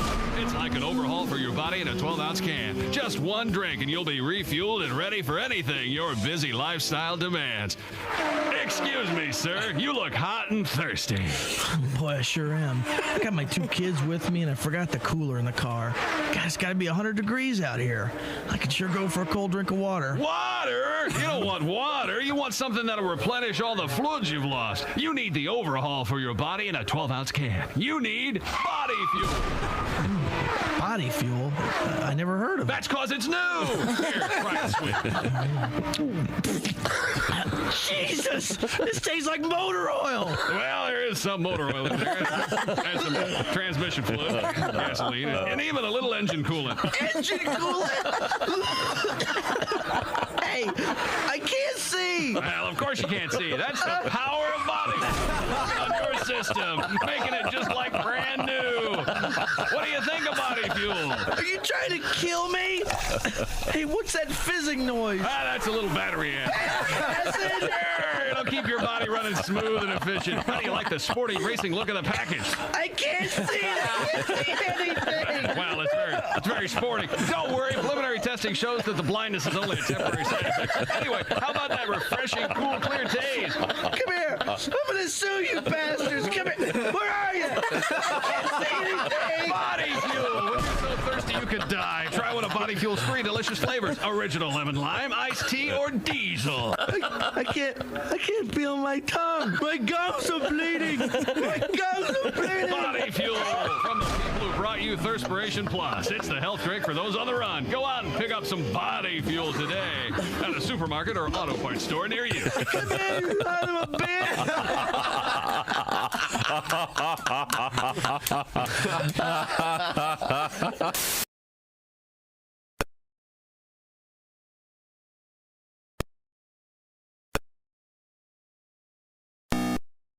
Joining us in the studio, comedian Frank Caliendo. Some dude is on Bob and Tom doing your freaking voice, Jim. Maybe you're not listening right now. Make it stop, Van Smack. I'm hearing echoes again, Van Smack. Make it stop, Jim. Well, maybe that Grand Canyon that you have between your ears. That's not sus. Not unlike Alf, you just cracked yourself up. Look out, because you're going to be eating a cat in about 5 minutes. We're making more echoes of freaking Lou Gehrig, Jim. What a great speech that was. Lou Gehrig. No one has ever topped that speech. The luckiest freaking man in the face of the world. He truly was. He did not suck. No, he did not suck. And that day was the luckiest day for him. Rack him. Bob and Tom.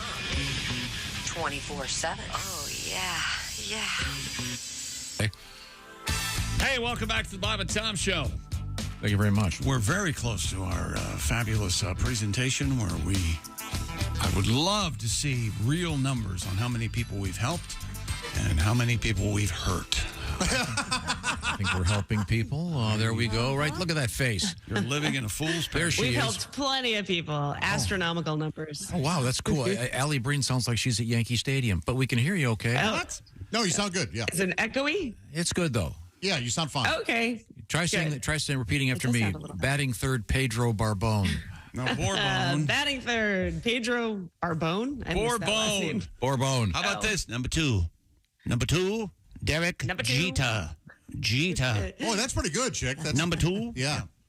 He always said number 2. Well, no, Alli, first off, how's it going with OnlyFans? It's good. I'm having fun. I'm trying to do more like funny, kind of sketchy stuff on there, which is fun. Oh, that's what your fans want. How about a sketch of your mommy parts? Well, you can reach Alli there at ALLIB. That's it. Or Alli Breen. That's it. ALLIBREEN in the world of social media to send us a letter. Let's get a sample letter. What have we got to help out with here? Dear Allie, I have been dating a guy for 3 months, and the other day he showed up with nipple rings. He's not some motorcycle guy. He's a lawyer. Super strange, right? I don't think he's kinky in any other way, so I don't know what this means. Do you? Look, he's not some motorcycle guy. I have a friend that's a lawyer that's also a motorcycle guy. Oh. And has been forever, yeah. What? Yeah. Does he have pierced nipples? I've never asked him to take his shirt off in front of me. Maybe but a guy just likes pierced nipples. What's the big deal? He definitely likes nipple play. So It doesn't sound to me like you like it. So yeah, move on. Yeah. But I think the tone of it is she's concerned that he's some kind of weirdo. Why? Yeah. So which means she doesn't like it. So But don't. this is just one little aspect of his personality. I He's wouldn't. not a weirdo. No, do him a favor. No, I'm saying I'm not saying he is. I'm saying this. Her perception is, oh my God, I thought I knew this guy and didn't expect this. maybe he feels really comfortable with you that he can be himself now. Yeah, there you go. Boy, he should have known better, huh? Yeah. Or he did this knowing it would push you away. No, it's the former. Right? No, It's a test. You were correct the first time. Okay. Yeah. You get your paranoia up, and all of a sudden It's always up. I don't know if it was a national story, but during the pandemic, the governor here, Cuomo, when he was going on TV daily doing updates, at one point he had nipple rings, I think. Or people thought he did. It became a story. Oh, really? Yeah. Like they were showing through the shirt? Yeah, like either his nipples were showing I through the gotta shirt, look or that he up. had nipple rings, which Well, people were. he wanted to do speculating something about. to distract from the fact that he was murdering senior citizens. That's probably part of it. It's like a magician. I need to distract them in some way. Change the narrative. Now, Alli, you haven't really answered this. Let's just say early on in one of your dating escapades, if you will, and the guy had nipple rings, would that bother you? I don't think I'd love it, but if I liked the guy, I guess it wouldn't bother me that much. If it was like a new guy and I was on the fence, it might be a little weird to take him around if the nipple rings are poking through. It is odd for a guy to have, I think. I don't know what it means, though. It means but they can. I'm not I assume super it means into they can stand a lot of pain. That has to hurt like hell. Yeah. It must. Yeah. What about a ring in the most private of areas? Would that be off-putting? Like the old Prince Albert? That I don't understand. Do guys do that because they like the No, feel of no, that, we or the guys, look no. of that? We guys don't. We were talking about this on the air one day, and a guy literally called in the up parking and lot. came in and Yeah. showed Showed it it to off? us. Yeah. So I think Bob pointed out. So when you go to the bathroom, is it like a water wiggle? Yeah, that's very odd. That would to me be Tattoos, piercings, all that's not really my thing. But if I really like the guy, it would be fine. Yeah. But I'm not looking for it. Yeah. Okay. Yeah. All right. Okay.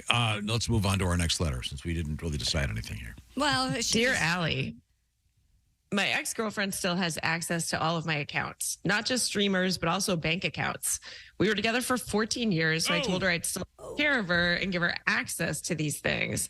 But my new girlfriend does not like it and says we weren't married. I should be cutting her off. What should I do? Wow. Well, access to a bank account, she could drain it. Yeah. Sure could. yeah, it may be time to talk to her and just go, hey, look, I am in a new relationship. It probably is best if we go ahead and sever some of these ties.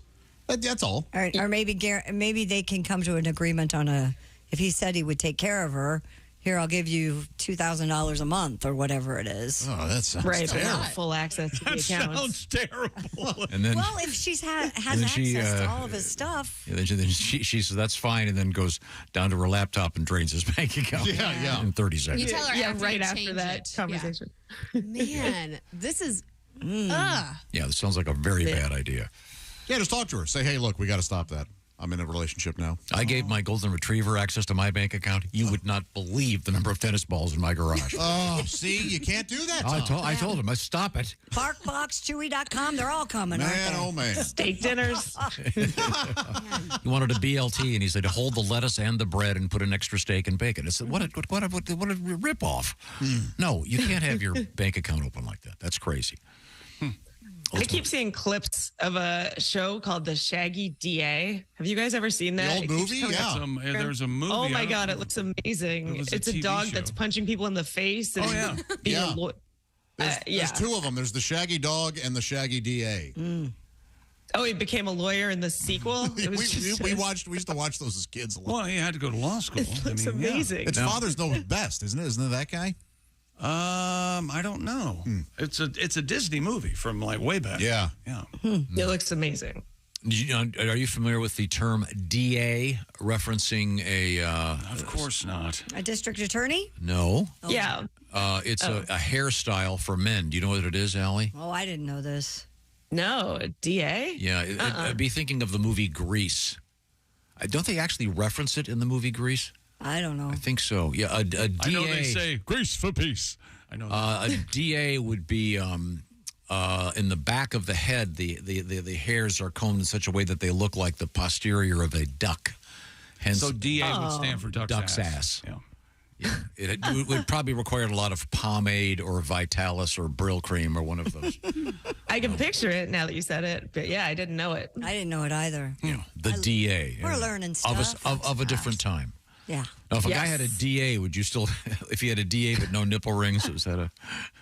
If I really liked him, I guess. That seems to be the theme here. That was a guy that over kind the of weekend. gel in a guy's hair, though, is not great. Yeah, over the weekend, who had a huge mohawk. I mean, I hadn't seen one of these in a long time, and it was green, and it was, and somebody walked by him and went, "Wow, nice hair," and he goes, "Yeah, and it's all mine." Oh, okay. I was like, Very defensive. wow. How dare you look at me with my green mohawk? They call that a porcupine's ass. Did you know that? Yeah. Mohawks are there. That's a perfect. Like I was thinking it was a wig, dude. No, Maybe just really proud to say that. Like that's right. It's all mine. You know, those porcupines can shoot those quills 30 feet. Can they really? That's false. What else have you got, Allie? I feel the need to correct him. Okay. Dear Allie, my wife and I have always had separate dogs that gravitate towards each of us. Last year, she got a new puppy that has since taken to sleeping on my side of the bed. I work late hours. When I come home to bed, the dog growls at me and snaps at me. Oh. If I try to hug my wife, the dog will jump on us. The dog's less than 40 pounds, so I'm not concerned for my safety, but my wife thinks it's really funny and won't try to change the behavior. It's really ruining everything in the bedroom. Any suggestions? Get a Signed, Wary in Michigan. Just get a crate. You need to get another dog now. Put your dog in the bigger crate. I'm a big proponent of crate training. Yeah. Yeah, but you guys are acting like it's his choice. This is her dog, man. She's not going to let that happen. She loves this. She wants the dog in his spot. Well, if he works Yeah. nights and she's there by herself with the dog, when he comes home, dog goes in the crate. I say leave a door open. Let the dog run away. That's just right? mean. Wow. The dog's And probably I don't think been he works chipped. nights. He works later than her. Next time you get an Amazon. I thought he said Next time you get an Amazon delivery, tie some sausages to the bumper of that van. There's a famous story from the actor Robert Mitchum. Jesus about a dog, and during the most intimate of human activities, this lady's dog comes up behind him and grabs him in one of the most intimate areas. Those aren't tennis balls. It's a great story. I would advise you to look it up. Could have been worse. Could have said Bob Mitchum. Robert Mitchum. Read about him. The guy was amazing. I don't know. Yes. Really serious. Okay, I'm sorry, Allie. Back to our sexy talk letters. What do you got? Dear Allie, I wanted to get your thoughts on this. My wife considers it cheating paying for OnlyFans since it's technically pulling financially from our relationship. Oh, God. What do you think? Well, it's not cheating if it's paying for mine. I know. I think that's what he is the one paying for yours, and he probably told her, and she's like, "Pay." I think this is the only letter we're going to get right. It's absolutely not cheating if you're paying for Alli Breen at ALLIB on OnlyFans. Thank you. Exactly. You're just supporting some live entertainment. That's right. Get a new credit card. Sounds weird. Tell her that you have stopped and just do it secretly. Sometimes that's the only way to shut these women up. Here. Well, once again, Josh Arnold Danielson. Maybe invite her along. Maybe she can join in on the OnlyFans fund. That way, it's both of your monies Now, together. hey, Allie, I'm just guessing here. I assume you're not much of a cook. I'm not much of a cook. I am not. That is correct. You're funny, so you can't cook. What? I could be offended, but he's totally right. Yeah, but why would you assume? Christy, I've been around the block a time or two. Take a couple. I could. I know Allie a little bit, and I just figured there's no way she can even make scrambled eggs. I can do scrambled eggs. That's the one thing I can cook. Not good And a ones. bagel. I can do some breakfast. The reason I'm bringing this up is You are really something. You know that? Josh is anti-marinade, which apparently has got America upset. But since you're not much of a cook, I'm not going to ask your opinion about marinade. But I know the difference in taste. Josh, what do you just use? Salt and pepper? Yeah. See, I know how to cook my meat properly. I don't need a marinade. There we go. Yeah, well, yeah. That's why you're pissing people off. That's where it is. He likes it like his girlfriend's dry. I can't help it if these girls don't know how to turn the faucet on. That's right. You know, when I tell them I'm coming out to get in the car, they better heat it up for me. Damn right. That's right. So sorry, we're off topic. I took a break to be mean. Let's get back to Alli Breen, the lovely Alli Breen. Who can't cook at all. Who can make scrambled eggs? A very nice breakfast. Mm-hmm. Yes, thank you, Christy. I definitely can. Yeah. Wait, let me get to this letter then. This is on topic with what? Okay, dear Alli, last week you had a letter about a guy who tested his dates by pretending to forget his wallet. Yes. I went out with a guy who took me to nothing but fast food restaurants for our first 3 or 4 dates. Not combined with any activity, just fast food. McDonald's, Burger King, Taco Bell. Well, I stuck with him, and he's actually super wealthy and wanted to make sure dates don't know, so I kind of get it. Okay. And after 3 years, we're going strong. So, girls, it may be worth trying to pass the test. Well, that's a happy story. Yeah, but that... He still paid for you at Burger King and McDonald's, Yeah, though, but that isn't as... There's not as much deception with that. The guy that was pretending to forget his wallet, there was like a weird gotcha thing. Yeah. Yes, exactly. This guy wasn't trying to set you up in any way. Yeah. Yeah, the guy going to the fast food place just wanted to see if you were a real person. Yeah. Right. He's not trying to impress you. Still a little over the top, though. You could spring for an Applebee's and no one's going to think you're I agree rich. with you. I agree with you. Let her supersize. Yeah, exactly. Do you have a first date Tell her go-to anything restaurant? she wants. I don't have a first date go-to restaurant, no. Okay. Josh is kind of in mourning, so I think I should apologize for today's show, Allie, in general, top to bottom. Josh. Why? Well, you might have been, if you've been reading the financial pages, you know that Red Lobster yeah. is filed for bankruptcy. And, Josh, you want to? It's okay. I have a plan. I am sad to report this, but I want you to know I am doing my part. I am selling my property in Cheddar Bay. Oh, no. And I'm going to give the proceeds to Red Lobster. Oh, that's nice. So that we can all still enjoy it. The good news is they're going to keep a lot of the they're not going out of business. Stores open, but they had to close some. They sent you a nice letter, didn't they? They did, yeah. Yeah, in lieu of this week's Fresh Catch, I got an important memo from the CEO. You're like a charter member. I am a charter member, yeah. Mm-hmm. Yes. Red Lobster is delicious, They I will consult with say. me. I haven't gotten to go to one in a while. So, but that's a good chain. But it has thrown me off my game, hasn't it? Yeah. They're getting new management. They'll I'm sure have some great stuff coming up. But right now we have time for one more letter with Alli Breen. You can reach her ALLIBREEN, and Ms. Breen is also on OnlyFans at ALLIB. No Reen. Just the alibi. If you're interested in whacking a tour. Alibi. No. See what I told you? See what he said? Allie, I apologize. Oh, you know guys are doing that, right? Okay. Look. Allie. Hey. Dear Allie. Let's get to our next letter, Allie. Dear Allie, I had a threesome with my girlfriend at her suggestion. We both loved it, and now she wants to do it regularly with the same girl. I am so into her. This actually makes me jealous because I really just want to be with her, but I do want to make her happy. 3 girls, no guy? No, 2 girls and a guy. This is a humble brag. Yeah. I think so. Yeah. Well, I'm sorry. So we kind of lost the last part of the letter here. He's concerned because he wants just one-on-one with his girlfriend? Mm-hmm. With his girlfriend, but he wants to make her happy. So he wants you to might know be what right, to Tom. do. Yeah. Yeah. Ship has sailed, as I they think say. your girlfriend's bisexual too. I think she actually just wants to hook up with her friend, like the other girl. I think that's what he's worried about. Yeah. Exactly. Yeah, but if this You're were right. if this were a Penthouse letter, the last paragraph would be, "Well, I know the one girl couldn't take the fact that I'm 9 inches and hung like a donkey." There's a little bit of there's bragging some here. bravado going on. So he's upset because his girlfriend wants to bring in another woman a lot of the time. Regularly. Was it signed Gift Horse? Because in the old mouth. I have heard some whining in my day. Jeez. Oh, God. Well, thank you. Allie, thank you so much. Are you working this Thank you, weekend? guys. Are you on stage? I'm going to be, tomorrow I'm supposed to be doing Neil Cavuto on Fox. The show. 5. The show. Not and Neil then this himself. weekend. Yeah, he's not joining you on OnlyFans. Well, the I got my stock market was OnlyFans. up, and so am I. The Dow can kiss my ass. And then this weekend, I'm actually going to Atlanta for my niece's graduation. So I won't be working. Okay. Yeah. How That'll old- be fun. High school graduation?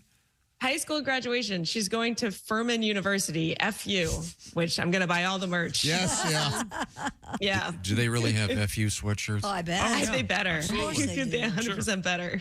Furman. Wow. Okay. Yeah, no, a friend of mine went there, but I never didn't realize they had the FU sweatshirt. Well, thanks, Allie. It's great stuff. Thanks, Always guys. a pleasure. See you next week. Sorry about the cooking remark. Bye, Allie. It's very obvious.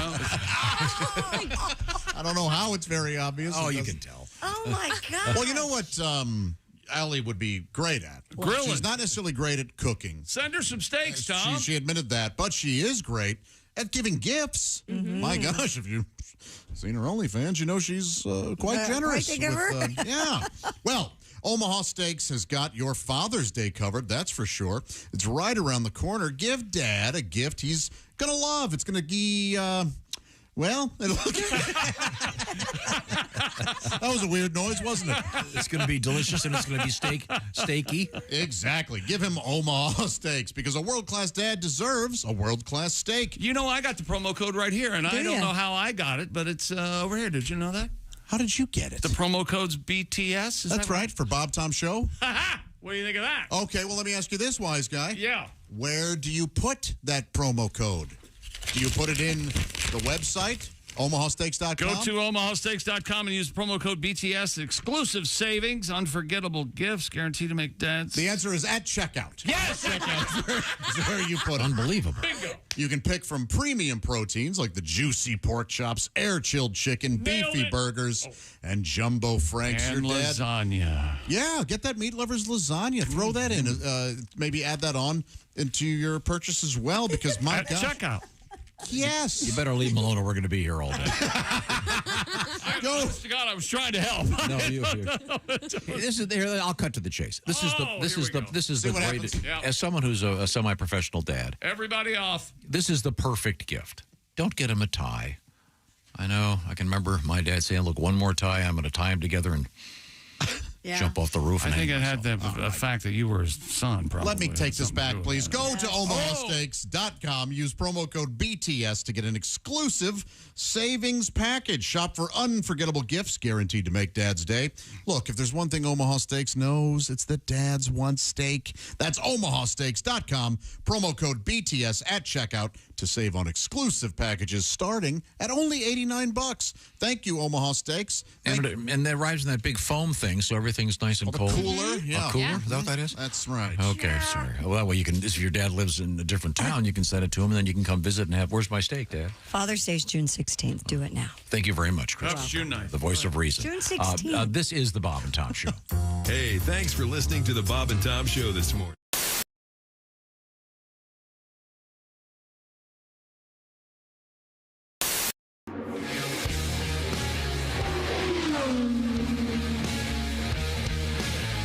Johnny Parsons Jr., a lot of people recognize because he ran at the Speedway. His dad was Johnny Parsons, who won the 1950 Indy 500 and has a distinction of having the only misspelled name on the Borg Warner Trophy. They spelled it Johnnny, and it's Johnie is how he spells his name. In 1951, Maury Rose, who was running in his 15th 500, he won in 41, 47, and 48. Now 51, it's his 15th 500. And he's racing, and he gets tangled up with a guy and goes sliding in the infield and flips. Car winds up upside down. They come over, they shove the car over. He gets out of the car, walks over to the guardrail, sits down, reaches in his pocket, pulls out his pipe, lights his pipe. When the safety guys, he looks at him and he goes, some days you just can't make $1.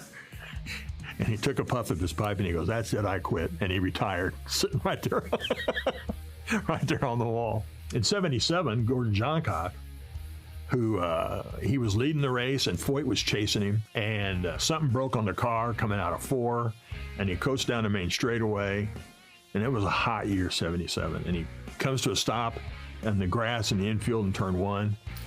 He gets out of the car, walks over, and there's a creek right there. And he walked down into the creek and started splashing water on him. It was so hot, and just come back up and sat on the guardrail till the emergency crews got there. Kind of a behind-the-scenes deal. I went to junior high school and high school with Butch Meyer. His grandpa was Louis Meyer. Louis Meyer was the first 3-time winner. He won in 28, 33, and 36. In 36, he was the first 3-time winner. He was the first to drink milk in Victory Lane. He was the first to get a pace car as part of his prize, and he was first to be awarded the Borg Warner Trophy. It was new in 1936. And so it was so neat hanging out with him and meeting Louis, and his dad, Sonny Meyer, Louis Meyer Jr., built engines and built the engines for like 18 Indy 500 winners. So they had a shop, Lewis Meyer Incorporated, over in this industrial complex behind Lafayette Square off of Interstate 65. And I just you go over there and just hang and go for stuff, cleaning, sweeping, just to hang out and be a part.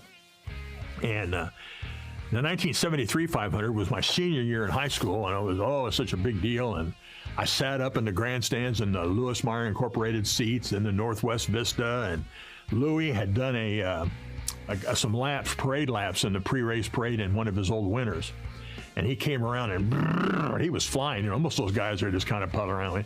Louis goes, and Louis got done, and he come up and sits in the stands, and Butch goes, Grandpa, why were you going so fast? I want to get away from all those people and get up here and just watch the race, But, so in 1973, it rains. It takes 3 days to run the race. There's crashes. There was a crewman killed in the pits. It was an SDP Patrick Racing crewman.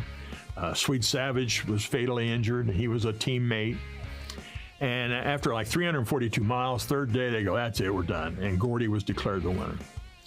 So the day after the race was over, I went to Lewis Meyer Incorporated, and I'm walking through the engine shop, and Sonny Meyer, there's a table there, and they had a rag out there, and there were 4 sets of pistons. There was 4 sets of pistons and rods sitting there on the table, and they'd been manufluxed. Manuflux is a process they use to x-ray metal to look for cracks and faults and things. And all these orange, 3 of the 4 pistons, rods and connecting rods and everything had cracks in them, and a couple of the pistons had, you could see orange lines. And I said, Sonny, where are these? He goes, they're out of Gordy's engine from yesterday.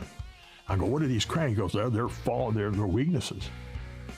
And I said, well, how much longer would this thing have lasted, this engine? He goes, maybe a lap, maybe 100 laps. You don't know. It could have gone at any time. But the race was called at 342 miles. So fast forward a few years, and second place that year was Bill Vukovich Jr. His dad had won 53 and 54 and had been killed in 55. His son was fatally injured in a sprint car wreck in the 80s. But anyway, so in 1973, he finishes second to Gordon Johncock.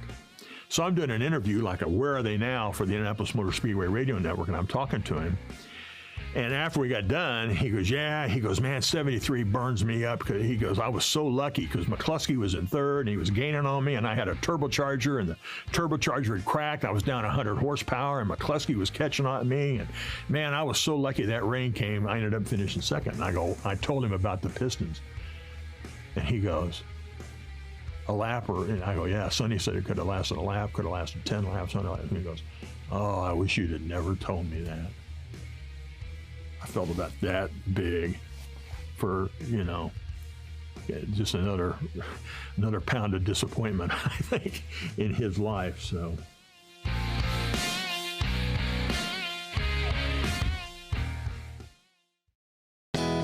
Yeah, it's Tom from the Bob and Tom Show. Thanks for watching this morning's show. To listen, just go to bobandtom.com. Check out the list for a station near you, or stream the online radio station on our website and the Bob and Tom app. The Bob and Tom Show, on air, on app, and on demand. Let the door hit you in the behind.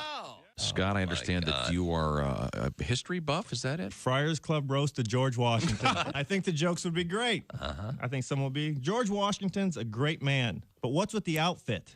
Knee-high boots, a silky blouse? Are you the father of this country or the fairy godmother? Seriously, if we wanted to be ruled by an old queen, we wouldn't have left England. And a powdered wig? If you start looking any more queer, they're going to put your picture on the $3 bill. Hey, maybe you'd like me to introduce you to Benedict Arnold. Lord knows he'll go both ways. Speaking of flags, Betsy Ross is here tonight. What a frisky woman. Washington invited her to Mount Vernon. She was disappointed to learn it was a place. Bob and Tom. For your information, these are two of the worst kids I have ever encountered in my life, and I worked the state fair. We were stupid before stupid was cool. We all know. Welcome back to the Bob and Tom Show. Look at him. Look. Just. Radio is not for you, dude. I don't know what your deal is. What are you looking for? Mine, I'm trying to find today in history. Make it up. What happened? Okay. I'll believe you. What day is today? Today is May 22nd. July 9th. Oh. Double deuce. The old double deuce. Okay. Oh. Okay. They're making a sequel to Roadhouse, Christy, the new one. I won't watch. All right. Didn't watch the first. I won't You are a watch the purist. second. I might watch that one today. I like that Jake Gyllenhaal. He's okay. I like him, but Yeah. Okay. Let's see. Today, 1906. That's too soon. You got to go farther back, or we're going to be short. The Wright brothers are granted a patent for the flying machine. Hey, remember, two rights. Don't make a. What? No, that's not Left. Right. Never mind. Three rights, Three make, rights a left. make a left. Yeah, that's right. Yeah, the Wright brothers, super brave. Murderers. On occasion, some of those early flights, We gotta get out. They would take passengers, and occasionally they wouldn't survive. Yeah, they have blood on their hands. But you know what I like about those guys? They'd wear a coat and tie. Oh, Yeah, always professional. See those pictures of them back in the day? and they kept getting back in the flying machine. Yeah, Think they about it. They kill a couple people and they're still trying. They would do these exhibitions. They'd have thousands of people would make this huge circle. They'd come flying around. People couldn't believe it. They'd never seen anything like it. Well, of course. Yes, that's a little bit of Wright brothers trivia. Kitty Hawk. Flying machine. And what? Where was it? Kitty Hawk. Kitty Hawk. Kitty Hawk. Yeah. What do you think he said? Let's see. That's right. I never saw the Bob Hope Show aired its final episode in 1956. He would continue to show up here and there. I I'm a fan. I am a fan. No, thank you. I love those old road He had a movies. funny nose, I'll tell you that. I could always kind of feel that he was not a nice person. I don't think. You know, who did not like him? Who? Bing Crosby. Johnny Carson. Really? Oh yeah, that's true. Yeah. He would just show up. Well, but another. Yeah, Not mean so very people nice. often don't like other mean people. Hey, did you see I'm being mean here? I don't need you to come in and be mean too. Let's get to some birthdays. Okay, Halsey. 1859. The creator of Sherlock Holmes. Who is he? Oh, Conan Doyle? Yeah, that's right. Sir Arthur? Arthur Conan O'Brien Doyle. Sir Arthur Conan Doyle. Okay. Sir Arthur Conan the Barbarian. Obviously created the phrase, no S. Sherlock. That's right. I suppose someone ever said that to him. No, I'm... Probably not, huh? Okay. You know what his favorite show was? What? Scooby-Doo. Loved that. How do those kids do it? 1907, Sir Laurence Olivier. Ooh. Call me Larry. Larry-o! Remember his wife's name? Which one? Olivia. Olivia. That's right. Wasn't it Joan Plowright? Oh. Was he How married the to hell Joan do you know Plowright? that? No. He wasn't. Was he? His second wife was Vivian Lee. That's fascinating. Oh, maybe not. I thought it was Oil Love. Oil. But wouldn't Plowright be kind of a? Well, if you're. That's a lot of pressure.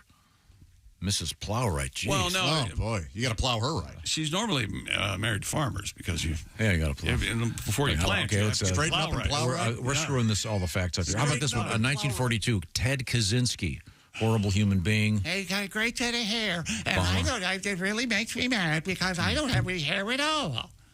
Ted Kaczynski, brilliant. You think he bought Forever stamps? Tom was right. Joan Plowright, 1961 to 1989. There we go. Way over my head. I had no idea, Tom. Yeah. Again, but the pressure, that'd be. I am. Oh, you're using Sylvia, plow as in a sexual sense. Sylvia Screwbetter. What are you, a Bond girl? She's hot, and you know what? Sylvia Screwright cannot cook. Born in if she screws right, 1959, it doesn't matter. the alleged singer Morrissey. Mm-hmm. Oh, you're not a fan? You don't like Morrissey? I don't get that guy. What's his problem? He hates everything. He's just moody. He's a moody genius. Yeah, he is a moody You genius. should be used to that by now. I'd prefer Hennessy to Jenna. He's brooding. Oh, is that what he is? Yes. Don't you ever sit in your chair and all of a sudden you'll hear, and it's you? Yeah. Okay, sorry. Don't just brood. Here's a good one. I know this one. 1970, Naomi Campbell. She was one of the she's one of the 6 supermodels. Yeah. They would the Campbell Soup. they would come together. The supermodels would come together like the Power Rangers in times of need. You know who's an rescue expert on Naomi Campbell is Ace Cosby. He watches all those model shows. Okay, not really a qualified opinion, but yes, and okay, thank you. Yeah. This is the Bob and Tom Show. Just got to get a hold of us. Call, fax, mail, or email. Get all the contact information you need at bobandtom.com. This is the Bob and Tom Show.